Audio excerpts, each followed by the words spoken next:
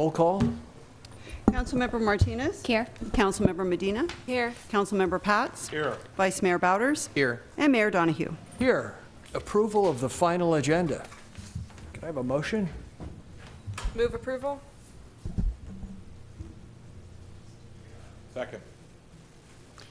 Moved by Councilmember Medina, seconded by Councilmember Pats. Councilmember Martinez? Aye. Councilmember Medina? Aye. Councilmember Pats? Aye. Vice Mayor Bowders? Aye. And Mayor Donahue. Aye. Public comment for study session agenda, items not on agenda.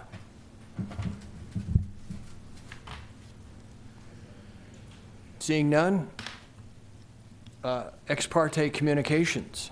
Mr. Mayor, I have to recuse myself. Okay.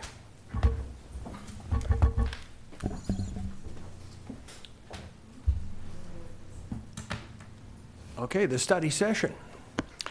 Mayor Donahue, members of the City Council, I am here tonight pinch hitting for Miru Desai, who is out of town this evening. So I'll be presenting the study session on the Sherwin-Williams Park and Open Space Final Development Plan, and also the Park Impact Fee Credit request. This is not a hearing on the request itself. This is simply to introduce the idea to you. By way of background, some of you were not on the council when this project was approved, and in fact may have never been involved in a planned unit development. So I thought I'd start with just a brief primer on what a planned unit development is, just so you can get the concept into your head. So what is a PUD? This is an approval process for development of a large site, which usually occurs, the development of which usually occurs in phases.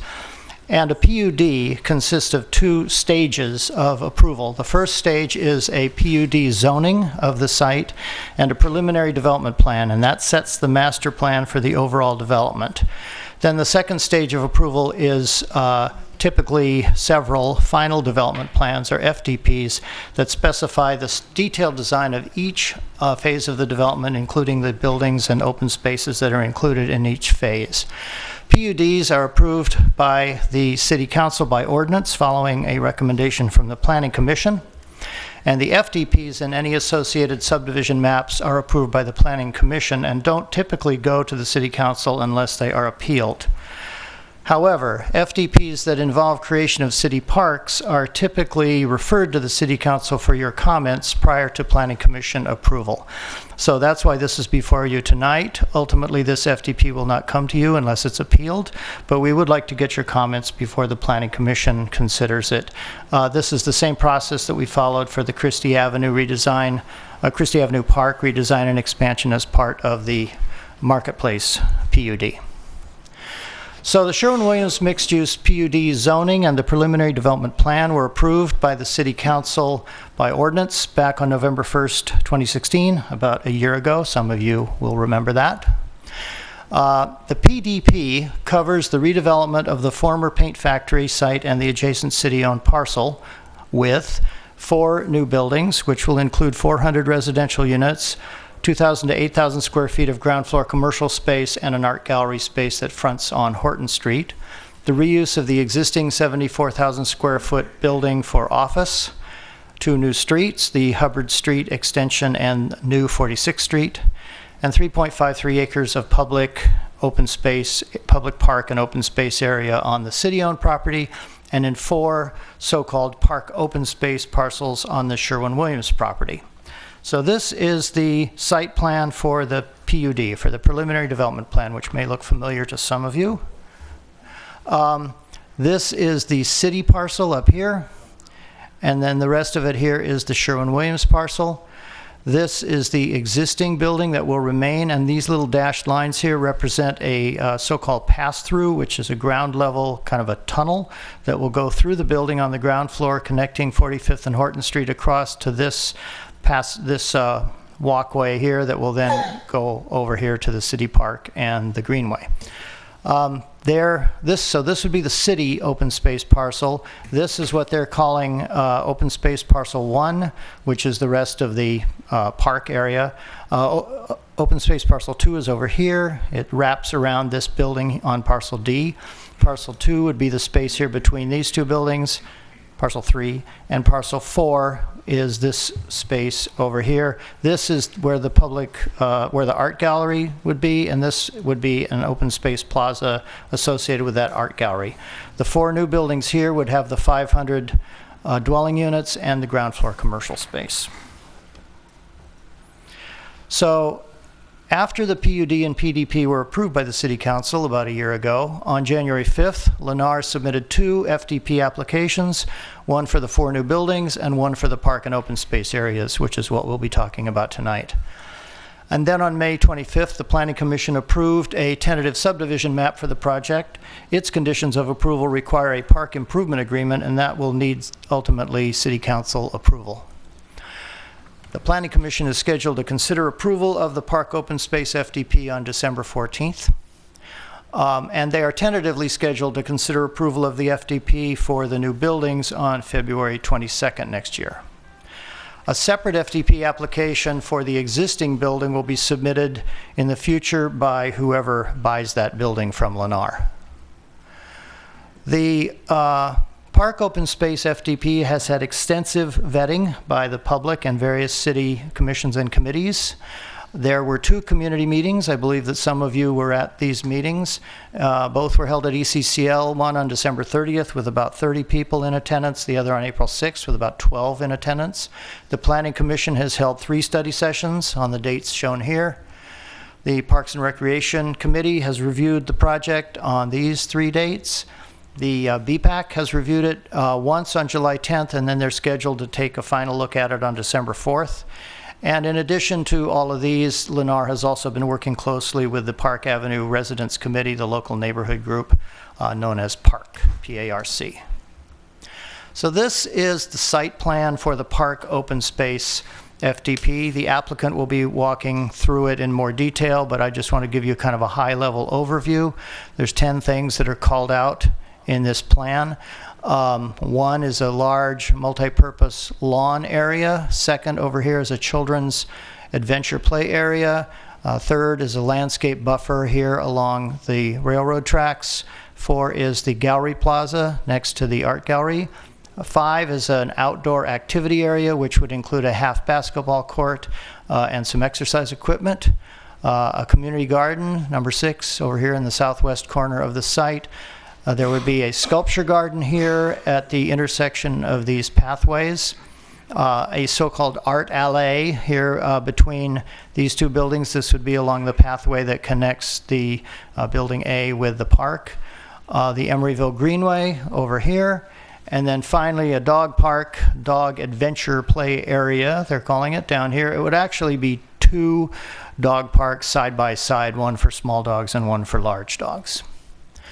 I want to call your attention to 3 specific things on this plan because they are things that have been subject of some comments that I'll talk about a little bit in a minute. One is the so-called outdoor activity area and the half basketball court right here. Second is the Portland Loo, which is a public restroom, just like the one that's up at Joseph Emery Park on Park Avenue. There has been some discussion about that. It's next to the children's play area and the lawn and the Sherwin Avenue sidewalk. And third is this site here for a sculpture, which would be on a visual terminus of this pathway here that leads you into the park. It would also be visible from the Greenway and from Sherwin Avenue. So these 3 things have all been topics of comment that I'll get into in a minute. The applicant has divided the park open space plan into 4 districts that they've developed in more detail, and they'll be showing you the details of that in their presentation.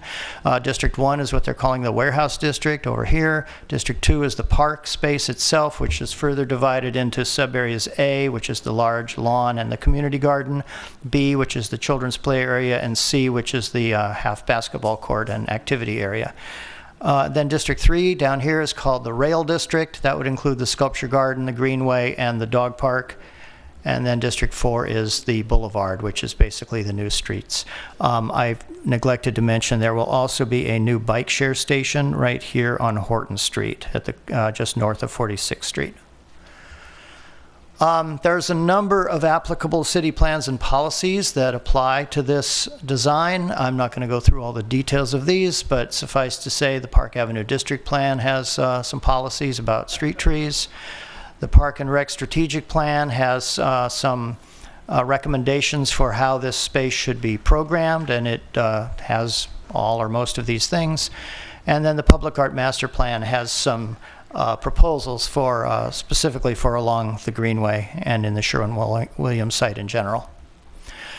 To review what some of the comments of the various committees have been, the Planning Commission, again, they've seen this at 3 study sessions. At their most recent study session, which was a few weeks ago on October 26th, the Commission was generally pleased with the overall design and details. They had some specific comments. Commissioner Guerrero suggested converting the basketball half court into a full court. That was seconded by Vice Chair Barrera, and a number of the commissioners expressed support for that. It was suggested that openings in the landscaping be included along the fence so that users can see the trains passing by on the railroad tracks. More color variation in the concrete, more diversity of plants in some of the districts, making the sidewalks along 46th Street as wide as possible, and the Commission supported the placement of the applicant's public art in the city park, which will require the City Council to approve a maintenance agreement. So most of the public art that the applicant is proposing to include would be in the sculpture garden and in other parts of the site that are owned by the applicant. So there's no problem with them installing art on their own property and maintaining it there. But if they install a piece of art on this in the city park, then that will require the City Council to approve a maintenance agreement with them, because they'll have to enter city property in order to maintain their public art. The Park and Recreation Committee, again, has also seen this 3 times. Their most recent meeting was on November 15th, just last week. At that meeting, they had several comments that fun bike racks should be included, that there should be an industry standard half basketball court, and adding water facilities, seating, and a small shed for storing equipment. This would all be for the community garden. The BPAC, as I said, they saw it on July 10th, and they suggested the location of the bike share station on Horton Street, which is now included in the plan. They recommended that bike racks be provided near all the building locations, and they will review it again on December 4th. As a park, the Park Avenue Residents Committee has submitted a letter, which you should all have a copy of it in front of you. I believe it was also emailed to you. That was dated November 10th. And they addressed 3 specific things, basically those 3 red circles that I showed you on the drawing. First, concerning the basketball court, they support keeping the basketball area as an informal hardscape with a basketball hoop rather than a formal full-size basketball court. Secondly, they would like the Portland Loo to be placed as far into the park as possible, but without jeopardizing public safety or park design. It's now placed about 10 feet into the property, which they say would be acceptable, but they'd prefer that it be moved in another 5 to 10 feet. And finally, they support Lennar putting the public art on their own property in the sculpture garden. However, in the city-owned park space, they feel that Lennar should not put their public art there, that site should be reserved for a city-owned piece to be recommended by the Public Art Committee and approved by the City Council. I would just note here that to do this would be a new project for city staff, and it's something that's not funded. This would need to be funded out of the Public Art Fund, and it would be similar to the process we've gone through for the public art that was just recently installed under the Powell Street Bridge on Shellmount Street, and that we're also just embarking on right now for the marina and the mural along the Greenway, which would involve putting together an RFP, putting out a call, having the Public Art Committee create a selection committee, and then go through that whole process of selecting somebody to recommend to the City Council. So again, that would be a new project for staff, and we currently don't have budget for this. So now I'm going to move on to the Park and Recreation Facility Impact Fee Credit Request. Again, you will be having a public hearing about this in the future. This is just to introduce the idea to you.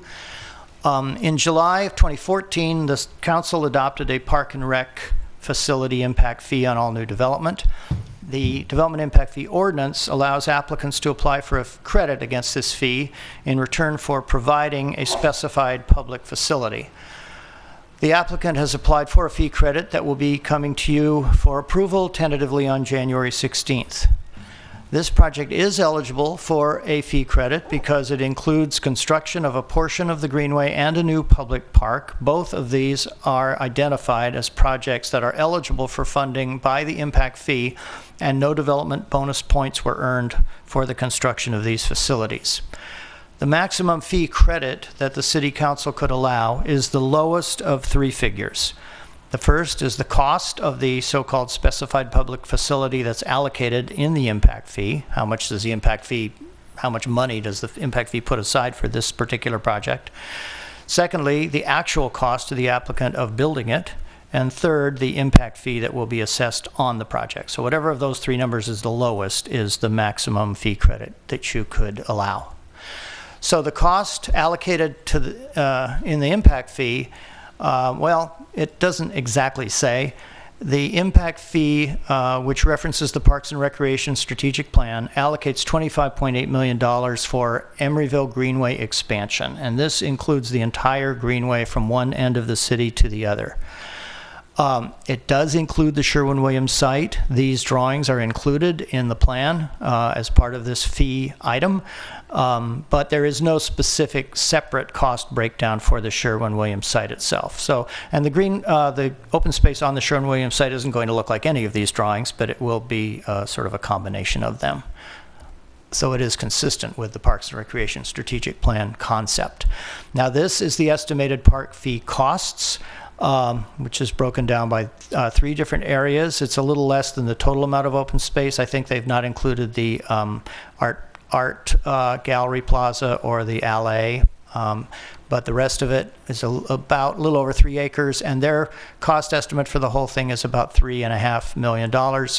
Our public works staff has reviewed this estimate, and they feel that it's reasonably accurate. And finally, this is our estimate of what the fee on the project will actually be. These right here, these numbers in this column here, are taken from our current fee table, which was adopted by the City Council. And then these are what it would be applied to: 500 units at this rate, 74,000 square feet of office at this rate, and so forth. And you add it all up, it comes to about $2.25 million. Bear in mind that these fees increase by the construction cost index every year, which is typically about 3 to 4%. Building permits for this project aren't likely to be issued until fiscal year 18-19. So if they are issued by June of 2019, and assuming the fee goes up about 4% next year, it would be about $2.3 million. Therefore, the maximum fee credit that the council could approve would be the lowest of $25.8 million, which is the amount in the impact fee. The cost to actually construct the facilities, which is about $3.5 million, or the actual impact fee itself, which escalated to next year, would be around $2.3 million. Clearly, $2.3 million is the lowest of these three numbers, so that would be the maximum credit. Again, this is just an estimate. The actual amount will be calculated when the building permit is issued, so it'd be slightly higher or lower than that number. In terms of next steps, on December 4th, the BPAC will be reviewing this for the last time. On December 14th, the Planning Commission is scheduled to have a public hearing and consider approval of the Park Open Space FDP. On June 16th, you are scheduled to have a public hearing to consider the impact fee credit request. Also on June 16th, we'll be bringing you the Park Improvement Agreement, which would be on the consent calendar.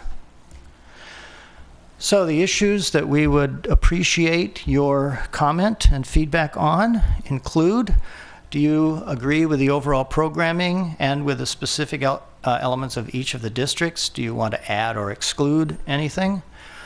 Do you have any comments or preferences for the tree and plant palette? Do you prefer the half basketball court or the full-size basketball court? Does the council support the concept of a privately owned sculpture in the city-owned portion of the public park with an agreement for the private maintenance of the sculpture, which again would have to come to the council for your approval? Do you agree that the project is eligible for a park fee credit? And do you have any other comments? So that concludes my presentation. I'd be happy to respond to any questions you may have. After that, we'll hear from the applicant and then from the public. And then when you get to your deliberations, I'll put those questions back on the screen for you. I have a question about the fee. It's applying to the city-owned park lands, I assume. That would be included, yeah. They're building a, Otherwise, they would be still upgrading their own real estate. Assuming, it's land outside of their building. Shouldn't the fee be a ratio of public space versus private open space? Meaning about 70% is the public space that they're contributing to the upgrade of, but 30% of the land is theirs. So why should the fee be anything, 100% of this category when 30% is their land that they would have done anyway? well, the public will have 24/7 access to all of the open space, including the open space that is on their property. The portion of the large park area that is on their property is, well, this hasn't been finally determined yet, but I believe we are planning that they will maintain it and the city will program it. The city will basically run the big park area, even the part that's on their private property. So if community services want to schedule a movie night or some other event in that park, they could do so, even the part that's on private property. So it will look and feel like a public park, even though the underlying land is privately owned. This is something you might want to get into in a little more detail either during your deliberations later tonight or at the public hearing in January. Any other clarifying questions? No. Nope. All right, I think, is Kevin going to start off? And then we'll kick it over to Jim Bensman from IMA. Great. Thank you, Charlie, and good evening, Mayor Donahue and fellow city council members. Kevin Mall with Lennar, and good to see you guys this evening. It's hard to believe it's almost been a year since we were in front of you with the PDP hearing. So, and as Charlie mentioned, I'll keep this short and sweet, but as Charlie mentioned, Jim Bensman is here with us this evening. Jim is heading up all of the design efforts for the park and open spaces. He's with EMA Design Group, and so he'll take you kind of through a deeper, more detailed presentation of what we were proposing. What I really wanted to do is just reiterate what Charlie had mentioned is kind of what we've been doing over the last year in terms of how this plan has developed and evolved with the community and the community feedback. And so I think it's been a really good process in reaching out with the two citywide park meetings that we've had, and then the multiple study sessions that we've had with the Planning Commission, the Parks and Rec Committee, and then also multiple meetings with the Park Avenue Residents Committee. And so what you see tonight is really a culmination of all of that feedback and input that we've kind of gathered along the way. And so really, this is kind of a consensus of all of the amenity and uses that we've seen come up as kind of repeated requests from the community of what they would like to see in these park spaces.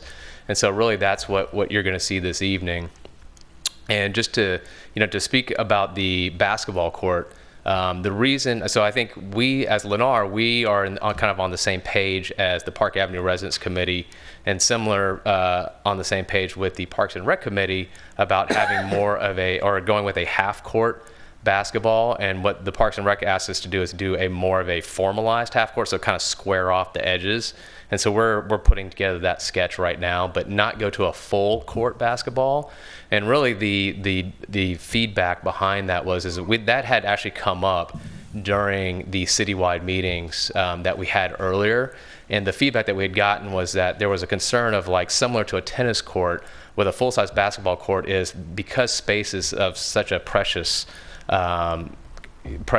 commodity here in the city of Emeryville, that having such a big area for only a few people to recreate in was kind of not high on the list of wants for this park space. They wanted to kind of make it more flexible, so it could get more kind of use through various members of the community at all at kind of separate times. And so that's how we got to the half-court basketball that you saw this evening. But then there was a concern, or there were some comments from the Park and Rec Committee that they wanted to have it a little bit more formalized. So as kids were learning the game of basketball, they would kind of have a space that would be more conforming to kind of what a standard half-court game would look and feel like. And so we're on board with that. And I believe the Park Avenue Residence Committee would be amenable to that type of layout as well. So I'm sure Jim will touch that on a little bit, but I think that was just kind of the main last programming element that has come up through the meeting process to date that I wanted to relay to the council this evening. But so other than that, yeah, we're very excited to be taking this in front of the Planning Commission next month, and the hope is trying to start construction on the overall site in about a year from now. So that's the general timeline that we have here. And so without further ado, I'll have Jim come on up and take you through the plans. So I think you can just- All right, yeah. Good afternoon. Yeah. Let's use this too. Oops. I think you could just use that. Okay. So I'm Jim Bensman with EMA. We are the landscape architects for the Sherwin-Williams project. And as Kevin and Charlie mentioned, this package and presentation represents feedback from the community that we've gotten, and we've kind of compiled that information here. And then I will just I'll run through it as quickly as possible so that we can get to any questions that you may have. And so this slide really just showing the context of the site. I think just for orientation purposes, north is to the right. IKEA and Bay Street are across the railroad tracks to the west at the top of the page. And then, this shows kind of the breakdown of the 5 parcels or lots that Charlie mentioned, as well as the city parcel. And then just including some existing site photos. As Charlie mentioned, this is the existing Sherwin-Williams building that's going to remain and be converted to office space. And you can see IKEA in the back, as well as the Bay Street parking. A little bit of site analysis. Just this is kind of the proposed build out of the buildings in the park, and then just looking at shadow and sun on the site. As you can see, that main park area is going to be in sun all year. I mean, when the Bay Area gets sun. So. And then our site plan. Charlie kind of ran you through this. And then I think it'd probably be more helpful if I get into more of the details on the enlargements, but just kind of run through some of the size and the space configuration. So the lawn was a big component in the community meetings that was requested. We're proposing just under an acre of lawn here, which is pretty substantial. And really that's a multi-purpose lawn for movies in the park, laying a towel out for a picnic or kicking a soccer ball around, but unprogrammed space so that the community can use it how they want it. And then to the west, the community garden, that was a big ask from the community. I think we have roughly 30 kind of typical 4x8 beds in there, and I think we're going to go through a process of really drilling down what that looks like, where the storage is, the potable water, and all that. To the east, children's play area, and then to the north is the kind of the outdoor activity area with the half-court basketball court currently. North of that is the sculpture garden, and then we're proposing locations of the sculpture. I think we have roughly 4 or 5 locations shown. Along the Emeryville Greenway, we're proposing some kind of smaller breakout lawn spaces, and really that was in an effort to kind of activate that greenway, so that we weren't turning our backs to it, so that people were using the whole greenway on both sides. And as Charlie mentioned, the dog park to the north, slightly different configuration from what Charlie's shown, just as we develop the site, that these things are developing. And then kind of at the Horton Street side of things, Gallery Plaza, and that really relates to that gallery space in the building. And then this is just a breakdown of our enlargements. So, so as I mentioned, this is the Gallery Plaza, and really this is a kind of a spill out space to the gallery that's at Lot 4 here. And you know, as there's events and shows, you know, maybe it kind of spills out into this area, but also we kind of felt like it was a good place for people from Building 131, the existing Sherwin-Williams building, to spill out for lunch. And you know, so we're proposing some movable tables and chairs that can be configured, and those would be taken in at night into the gallery area. And then the pass through through the Sherwin-Williams building and through between Lot 2 and 4, we're proposing some kind of interesting seating, something a little bit different and fun, and then also some enhanced integral color concrete paving to kind of make that a little bit more interesting, as well as trees and landscape in that area. And then the main park space, as I mentioned, you know, it's about an acre. It's ringed by ring of trees to provide shade for the picnic benches that are under the trees. And those benches would be similar to what's at Doyle Hollis Park. I think it's kind of a tried and true park bench or table, and I think it works well.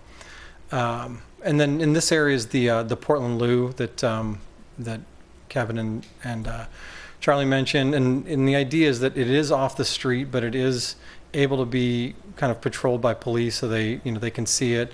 We're proposing to partially screen that so that it's not this, excuse me, this restroom, visible from the street, but so that patrol car can see at the bottom and see if somebody's in there. To the west is our community garden, and as I mentioned before, it's about 30 beds, 4x8, give or take. Some are larger, some are smaller. We will be developing this. I think there was a request to have some kind of community tables, places for storage, as well as the garden.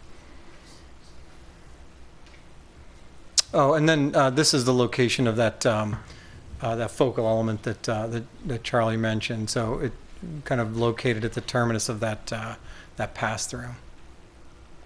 And then just to the west, or excuse me, the east of the large lawn is the children's play area. And what we heard from the community was that they didn't want something typical with the typical kind of off-the-shelf structure. They wanted something interesting for kids to develop and grow on. And what we're proposing is some custom play structures, as well as mounded artificial turf lawn, so the kids can kind of roll down or grab their piece of cardboard and slide down, as well as some netting and swings to to play on. I think it's important too, the picnic benches were located in this area so that parents with kids of multiple ages could kind of keep an eye on their kids in the park, or in the play area, but also keep an eye on maybe older kids that might be kicking a ball around in the lawn. And then we have some kind of varied seating, and it relates a little bit to the retail area on Building C, and then also to the children's play area. And the thought is, parents could grab a cup of coffee and a bagel or something, and kind of camp out here and keep an eye on their little ones. And then, so the activity area is kind of what we're calling this, the half-court basketball court. And the intent is that it is a little bit less formal, so that this area can be used for outdoor, fitness classes, boot camps, yoga, something like that, but also, used to shoot hoops, that kind of thing. And so, we are looking at kind of squaring that off and making it a more traditional half-court basketball court. And it would kind of push into this area a little bit more, just eating up a little bit more of the landscape, but still overlapping into this, into the adult fitness or the activity area.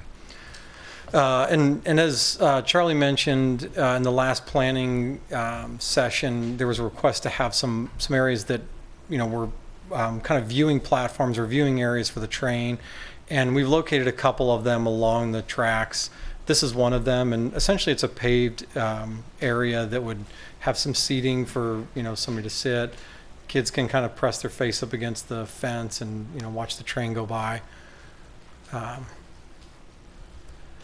And then, so the Emeryville Greenway, we kind of see that as not just the Greenway. We're proposing, the viewing platforms, but also some adult exercise equipment.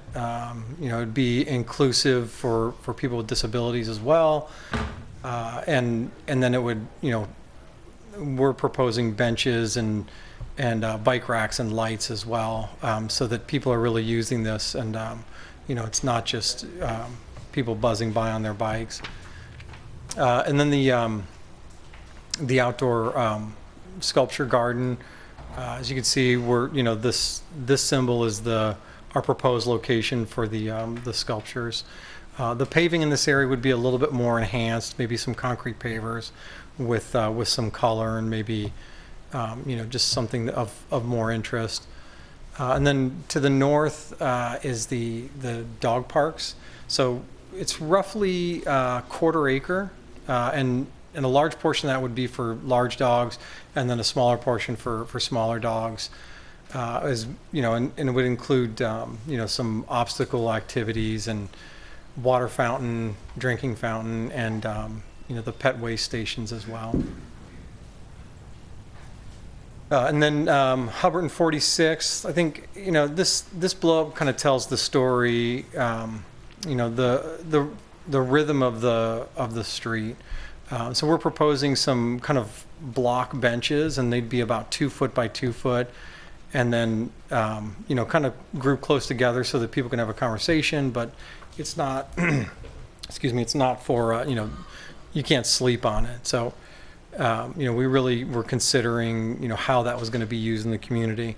And then the lighting and trash can repetition, as well as the bike racks and the trees. And then I didn't mention, but the bike share is located here at 46th and Horton, just north of 46th. And this diagram just indicates the different types of paving. Just at the Gallery Plaza and the Sculpture Garden, that would be a little bit more, enhanced paving, concrete pavers, something like that. At the park and the Greenway connection, that would be sort of integral color concrete, something a little bit more special. And then at the Greenway and the streetscapes, it would be kind of the standard concrete. And then this just really kind of gets into a little bit more of that detail of the materials. So the next diagram, this is landscape trees. And so 90 or most of the trees that we're proposing are California adaptive or California native plants. So the idea is that, they're moderate to low water use, lower maintenance. So, we're really concerned about this park looking good, 10, 20, 30 years down the road. So, we want plants that fit this area. And then this is just a little bit more information on the trees that we're proposing. The shrub ground cover diagram, I think, the big takeaway from this is what we heard from the community is that they wanted plant material that was going to attract butterflies and hummingbirds and stuff like that. And so, we really saw this zone F, as that area and kind of a pollinator garden. And so, excuse me, those, the plant material in there most of them will be attractive to birds and butterflies, as well as bees and hummingbirds. And then the next several slides just kind of go into that plant material. And then, so the symbol here relates to, what that plant attracts. And so there's several pages of that. And then, just to show you Zone F, most of that plant material is attractive to that wildlife. And again, with the shrubs, California native or California adaptive shrubs, moderate to low water use, lower maintenance. Just the concern is that it looks good with a lighter touch. And we are, we do follow the bay-friendly guidelines. I mean, that is important to us. And we have the bay-friendly checklist at the back of this that we kind of tally, all of those elements. Our site amenities page is a little bit overwhelming, but I think it kind of it tells a story of the more active spaces as opposed to the more passive spaces. So I think I'm not going to go into all this, but these symbols relate to the following couple sheets. So this symbol relates to that legend. And so this gives a little bit more information on what those site furnishings are. In many cases, we're using the Emeryville standards for lighting and benches, bike racks as well. And then this is just a bit more information on the site furnishings. And then the site lighting, preliminary lighting. So Emeryville Greenway lighting kind of creeps into the park, and then the standard Emeryville street lights are at Sherwin, Horton, 46th, and Hubbard. And then some photometrics as well to go along with that. And then, as I mentioned earlier, just the bay-friendly kind of checklist to look at what we are doing to to keep this project low maintenance, low water use. I think that is it for my stuff. So I'm just going to put it back on the site plan for questions. Let's see here. Okay. So that's all I have. Thank you. Any clarifying questions? Nope. Okay, I'd like to open it up to public comment. 2 minutes per speaker.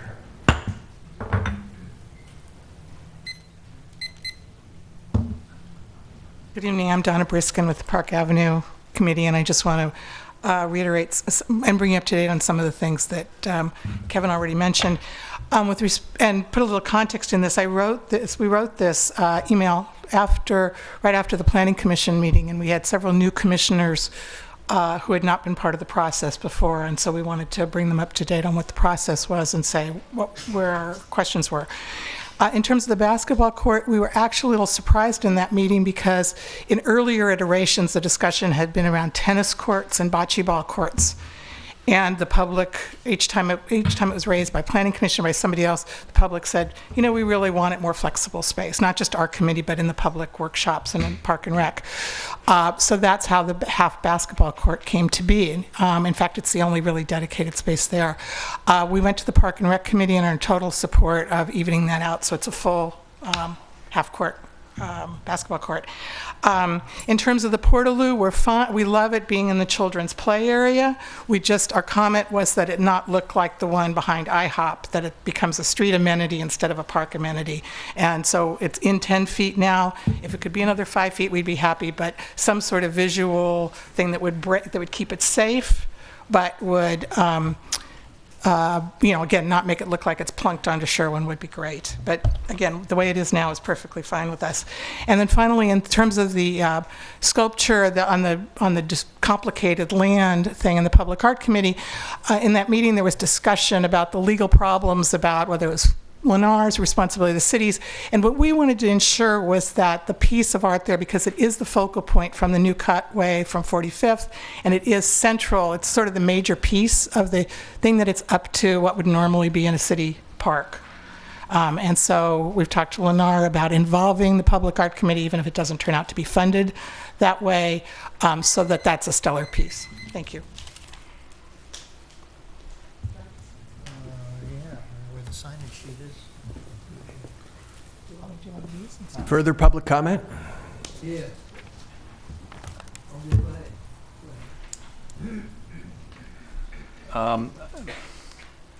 I guess I want to underline a couple of things. This has been such a long process. My brother told me about the Yellow River Concerto, which was a concerto design written by a committee in communist China in the days of Mao Zedong. It's not one of the great works.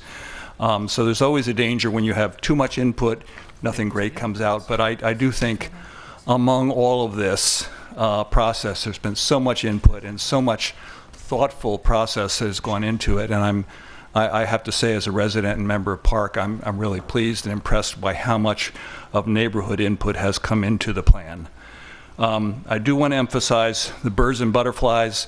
The idea of not having Southern California palm trees everywhere is they've completely bought into that. It's wonderful. The idea of flexible use. It really, if you recall the early days of this project, it was a median. Most of the green space was actually a median in the along the extension of Hubbard, and so to turn this into a 1 acre open space for people is just great. Getting rid of the tennis courts, getting rid of the bocce ball, and we don't know what people are going to want to do here. Maybe if the basketball court is used all the time, day and night, we come back and say, hey, let's add another basket. But right now, we don't know what people are going to do with it. Let's keep the space open, and mostly. This is a small neighborhood with a bicycle boulevard on one side, a cul-de-sac on the other side. We don't want to have regional uses. We really don't want it. We want it to be a neighborhood park. We broke open that space so bicycles and pedestrians can come into it, but things that would draw, it's not like the marina where someone in Berkeley can get in their car and drive over and play tennis in this court. This is a place where people should walk to, use it, and we don't want more cars. We don't want more, more people already drive to this neighborhood to get on the AC Transit bus. We have a parking problem already. So it's really, the idea is how much can we keep it flexible, open, let the people who live there decide how it's used. Further public comment?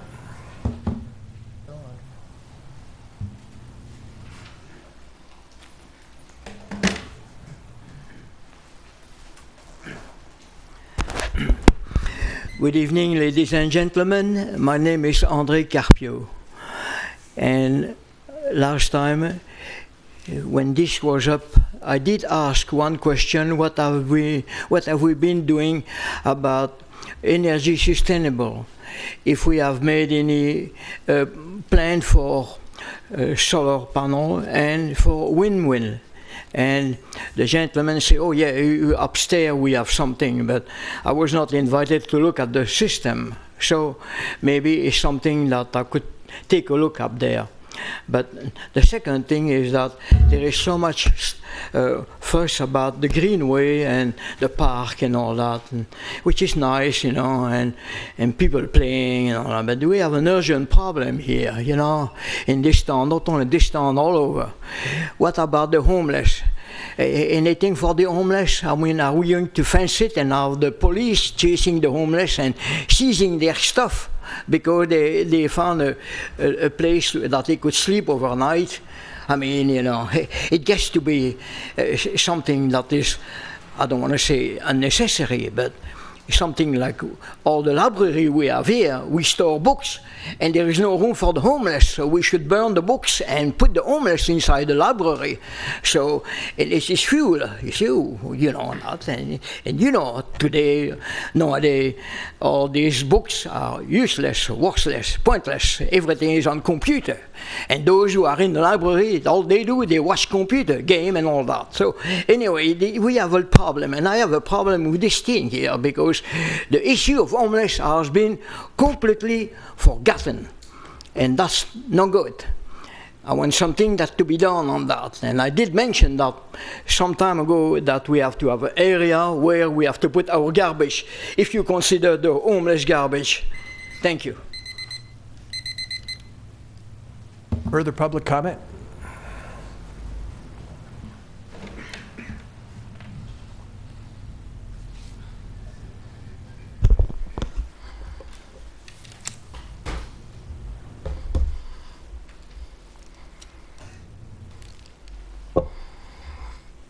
Okay, before we get too excited about this park that's going to be built here, I just would like to everybody to realize the following true facts. Okay, so right now in Emeryville, we have almost 23 acres of parks and open space, and that puts us at a residence per acre of park 472, which is really bad. I mean, all our neighboring cities have much more acreage of park per resident than Emeryville. So Emeryville's bad in terms of parks. We need more parks desperately. So we're getting a new one here. That you would think would be good news. However, since we're adding so many extra people with the Sherwin-Williams project, and they're only adding a little over 2 acres of park, that means that this project will come in at 527 residents per acre of park, about, depending on how many people move in. It could be more, it could be worse than that. So we're driving down the ratio of residents per park with this project. So, lest anybody get overwrought about what's happening here, we got to bear that in mind. So the space is precious. What are we going to do with the space? Well, okay, I see the basketball court issue. Well, first off, that's being driven by the Park Avenue Resident Committee, which is a private club, closed to not only the members or residents of Emeryville, even residents of the neighborhood. It's a privately, by invitation only group, and they want a half court because they don't want outsiders coming in, as they just explained. Well, I think it should be a public park for everybody. Outsiders are welcome. I think it's just like every other public park. That's how we should build this thing. I'm concerned about the huge amount of watering on the main green too. Thank you. Further public comment? Okay, so I'm closing the public input for the session, and the staff is asking for some input. Mr. Mayor, would you like to go through these one at a time? Okay. How about the first one? Does the council consent with the overall programming with specific elements of individual districts? Does the council wish to add or exclude any element? Yep. Yeah, fine with it. Number 2, does the council have any comments or preferences for the tree and plant palette? Mr. Mayor, I did want to bring one thing up. Charlie, if you wouldn't mind bringing up, I think it's the 15th slide. Well, it says LP 15, LP-015 of the project presentation.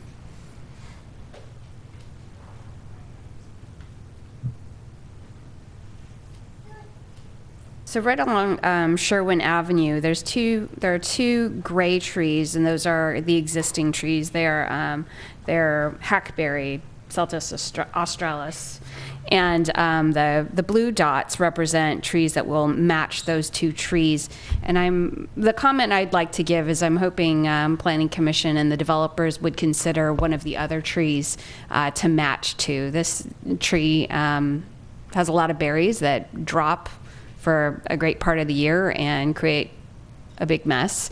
And if, obviously we want to leave the strong, healthy trees that are there, but we don't need to have the same type of berries all over the sidewalk on the whole street. Would you like to hear from the landscape architect? I would love to hear from the landscape architect.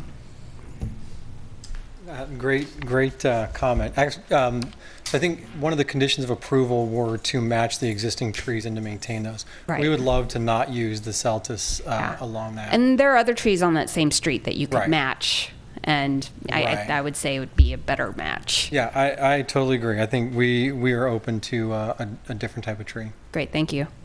If you want to stay up, I've got a question for you too. Yeah. The guava fish, the guavas trees, they're going to be fruit-bearing trees. They're actually going to be pollinated and bear They are pineapple fruit-bearing guavas? trees, yes. Great. Are there going to be signs telling people that you can totally eat a pineapple guava? They're delicious, and I like the community. I mean, we didn't plan for that, but we could. I think a little sign saying these are actually edible. They look like these little green pods, and some people have never seen a guava before, like fresh off the ground. I mean, they're really easy because they just fall down. So I think we should let the community know that there's a snack. Right. While I have you there, Okay. I didn't see in the plan any water fountains anywhere. No, there wasn't really a call for a water fountain at the community meetings that we had, and as landscape architects, we've started to steer away from that just because, it is a big draw on the water, and maintenance is a huge issue for water fountains. So we tend to limit those in projects. Decorative fountains? Oh, decorative. I'm sorry. Drinking fountains. Drinking fountains. Oh, yeah. I apologize. Yeah, we do have some. I'm never going to ask for decorative anything. Wrong council member on that one. Okay, so we do have. Let me just. I think this. I apologize. No worries. Yeah, a simple yes will suffice. For Yes, there are. Okay. Near the children's play area, the dog park. Okay. We'll propose one at the community garden. As Okay, while you have that up, I have a couple of comments. When,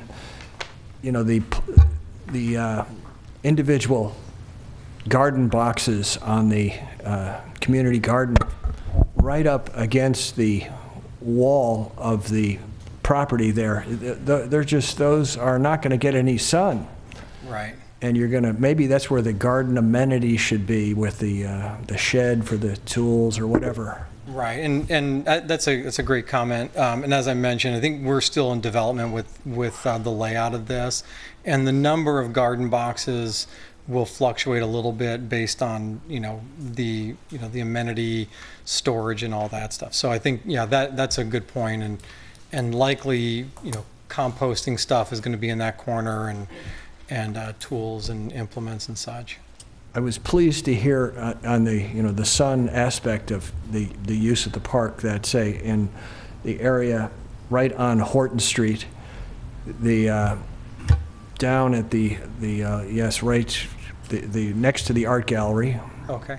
that little plaza there is going to be in shadow in the afternoon. So having furniture that can be put in the sun if desired is a good thing. How is that practically going to work? Meaning that the furniture is going to be taken care of by staff inside that art gallery, is the idea? I think that's the idea, that the furniture will be pulled out every day and then put away at the end of the day. But you're absolutely right. The furniture is movable so that you can kind of chase the sun. Is the art gallery have a budget for it, for this kind of thing? That's a great question. Yeah, that's a good question, Mayor Donahue. I don't think we've kind of gotten to that level of detail yet, because one of the options that we also talked about was that our property management staff could also manage those tables and chairs. And so I think that's something that we can discuss with the community as we figure out kind of some of the day-to-day operations of it. But I think that was the general intent, was to have that furniture movable and flexible for sun, and then also just for various seating arrangements as well. Maybe either one of you can answer this. Was there community outreach asking to be able to watch the trains? Like, that's just something I've never seen in a park before. And I lived directly across the street from a train, and we wanted that thick wall.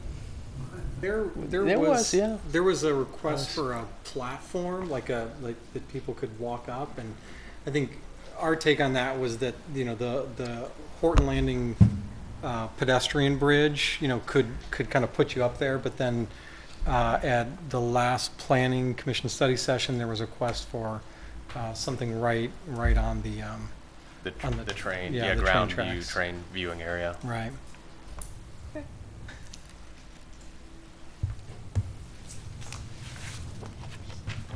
Okay. We go back to the, you want to go back to the question sheet here? Yes. Kyle?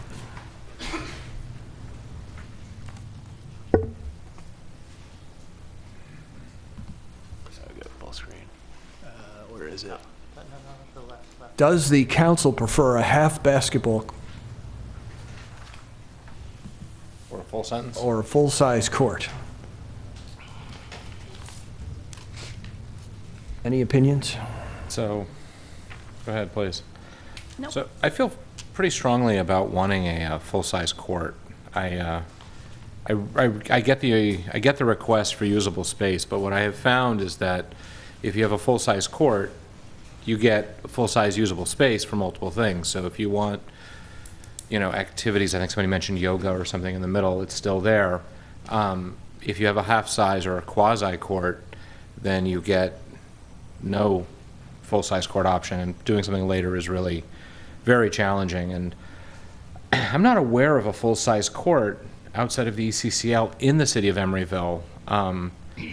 And so when we talk about this being usable space or a park, and we do have very little park space. I would love to have seen a soccer field on here, or something that really would be a community benefit, where we can do organized activities. If it's going to be a public park, I'd like to see some public park usable space. We don't have any sports fields in town, and so my request is a full-size basketball court. We have enough half courts, and I think having one that, particularly the city can program it, will get people to play, and it's a great amenity. So. I just have a question about how many half courts do we have currently in the city of Emeryville? It's 2. Maybe, I don't know, you have a list there? Oh, Pedro's got it all inventoried. So we have Doyle Hollis Park, and we have Stafford Avenue Park and Temescal Creek Park. And then you also have ECCL that has basketball courts, but those are the full courts. So those are half courts on the 3. On the 3 half courts. 3 half courts. I've played some pretty good basketball on half courts. If you have a full half court, meaning it's all regulation, you can have pretty good game on a half court. If it's you play half court basketball, so I'm fine if it's a regular half court basketball, if it really is laid out that way. I'm curious why this came up at Planning Commission, where planning commissioners were driving for a full court against the recommendation of Parks and Rec. Can somebody give me some insight into that? Yeah. The Planning Commission meeting came before the Parks and Recreation Committee meeting. And Commissioner Guerrero made the comment, and then Vice Chair Barrera challenged him to a game. They both said they would appreciate having a full court. And then a couple of the other planning commissioners chimed in and said, yeah, that would be a good idea. Then the Parks and Recreation Committee meeting was, well, then the park comment letter came about 2 weeks after that, and the Parks and Recreation Committee meeting was 5 days after the letter. So, Charlie, was the Parks and Rec Committee made aware that the Planning Commission had interest in a full court? I think that I wasn't at the meeting. Pedro, were you there? I believe at the last meeting it was discussed, the options. Of Yeah, half it was court and full. discussed at the Park and Rec meeting, and I think it must have been a reaction to the Planning Commission's comments. So it was discussed, and they preferred a half court. Is that That's correct? my understanding. Is that right? Correct. So I don't know if that's. I don't. I think the majority were okay with it. There wasn't a lot of discussion given into that. There was, I think, someone recommending a full court. Well, it sounds like the Parks and Rec Committee sort of tried to fashion a grand compromise. There might not have been that much discussion about it, but it sounds like their proposal is for a regulation half court as opposed to an informal half court. Well, I think they focused on. I'm sorry to interrupt. That's okay. I would love to actually look at the plan and see if the developer would show us where a regulation half court would fit and where a full court would fit.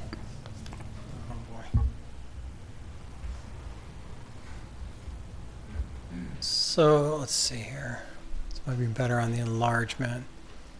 So the half court really would just square this up a little bit. We'd probably change the orientation. Can you show us the all of the districts? Because thank you. Here you go. Okay. So the half court would fit in this space. It would take up a little bit of the landscaping that we're proposing, but it's roughly the size of this circle, but it would just be squared off. The full court would be twice that size, and it would essentially take up most of this space from here to here. But it wouldn't impede the bike path, or essentially would it fit between the paths that are already designed? I mean, I would have to study that, but I think it would fit. We would just take out some trees. Well, I mean, yeah, and look at circulation and how that works in relationship to the building. And can I look at the lighting plan, please? There I go. There you go. Whoop. So the lighting for the court currently is just whatever falls on it from the greenway. That's correct. It's not lit. It's not lit at night. And is there a thought behind that? Well, I think, so this question came up at the Parks and Rec Committee as well, and so since this is going to be a city park, it would fall under the city standard park hours, which is dusk till dawn, right, Pedro? Is that what we talked about at that last meeting? So Be after dusk. That's like Like 4 o'clock. sunrise and sunset, sunset then. sunset, I guess. I don't know if there's a difference. Do we have between dusk official and park sunset. hours? I think most of them have from sunrise to sunset. There are a couple that have some hours posted on the signage, but But that is up to us to determine what yes, those it can hours be are. changed. Mhm. Okay. Yeah, our general thought there was not to encourage too much later in the evening or nighttime basketball, simply because there are residential units located on the ground floor right by that court area. So just got a kind of concern from a noise element there. So my input is that we are and have been lacking in adult entertainment and recreational facilities in this city.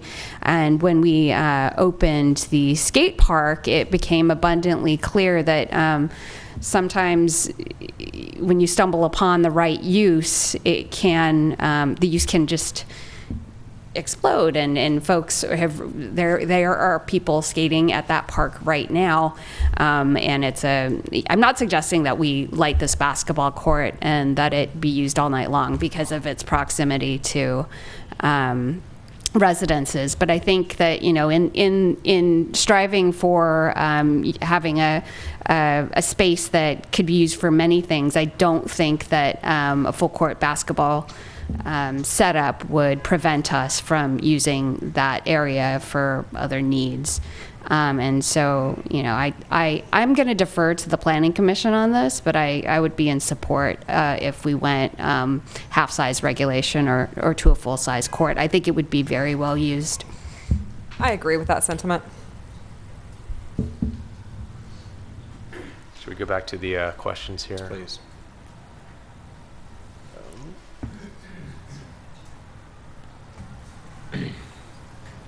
Does the city council support the concept of a privately owned sculpture in the city-owned portion of the public park with an agreement for private maintenance of the sculpture? I don't love this idea. Anything else? No. Okay. I'm not sure about having to take out of our public art fund to have a sculpture at this place. We have some serious gateway issues for our city that I think our public art fund could go towards. Yep. And if we have a privately owned sculpture there that we've run through our selection committee, we could have it both ways. We could have a public selection, if Lennar agrees to that, of that artwork, and yet it would pay for it. They would pay for it. So we wouldn't have some of those funds that we could use better, I think, elsewhere in our city.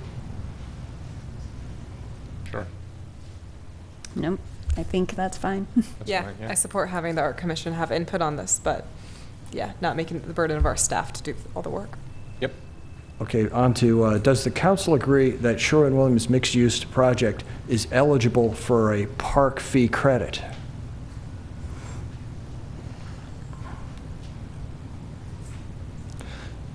I'm open to the idea, but there are certain things that have been represented in this project that are not in writing. For example, we had a member of the Emeryville Artists Co-op suggest that if Lennar would agree to a digital repeater antenna on the top of its taller building, that our neighborhood could continue to get digital television, which we currently get. And, I'm unaware of that verbal offer that Joe Ernst gave would be in writing. And I would want, to have the real details of things like that, and locally serving retail being specified in writing, before I would consider offering park fee credit. There's just the details, and it's, I would want to see the many details followed through in writing for the project before I would offer a fee credit. I would, point taken, I would just defer to maybe the city attorney to weigh in on this. So the issue of the park fee credit is, and whether or not Lennar is eligible for the park fee credit, is independent of any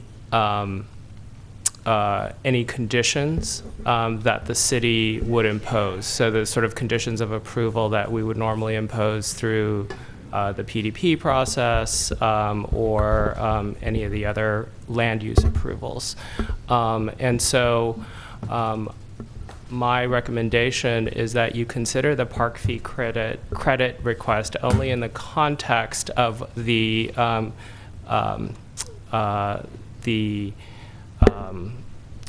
discussion that was had by Charlie in terms of the various conditions or the various findings that the city council would have to make regarding the applicability of the park fee credit only. So, in other words, I understand what you're saying. Okay, thank you. Mr. Mayor, I was just going to posit that council could have staff move forward with looking into a park free credit, but also do some further analysis, as you suggested, into the percentage of land that belongs to Emeryville and the percentage that is private, and see if that does change anything with that 2 point whatever million number. I think we're going to come to the conclusion that the project is eligible for a park fee credit. It's just going to be how much. I have no idea. I just don't feel like I have enough information yet. I think it's a much more dense analysis than what we've had so far. So I think further study is very warranted. Yes. Any other comments? Nope. Looking forward to seeing this project come online. Yeah. May I clarify something, Mr. Mayor? I've heard that you would like further analysis of the park fee credit, specifically what percentage of the land does Lennar own versus the city own. Is there additional information you would like from that analysis? I'm hearing we need a lot of analysis, but I'm not clear exactly what we're analyzing. Well, further, some of the issues that I brought up were part of the offering that Lennar gave about open space was offered with the project, and they would have to have that open space outfitted. This point, like they would still have to have a certain amount of budget for those open spaces. The concept of a fee credit would go towards the public side, not towards the private side, I would think, in concept. So the analysis of that point. Okay. The ratio is pretty straightforward. right. 70/30. Well, we'll see what the ratio is. Right. Can I just clarify, to your point, Mayor Donahue there, the budget that we provided the city for the park construction costs were just for the large park and for the greenway. All the other open space construction costs were not factored into that number. So it's not for the entire, all the open spaces for the entire project. It was just for the park and for that greenway. Okay, you could put that in the mix when you come back to us. All right, will do. I do have one further bit of information for you from the Emeryville Municipal Code about the hours of city parks. What it says here is all city parks shall be closed between the hours of 9 p.m. and 7 a.m. of the following day. So I understand some parks have signs that have different hours on them, but that's what the municipal code says. Thank you, Charlie. 7 a.m. to 9 p.m. Any further comments? No further comments. Okay, thank you very much. Great, thank you.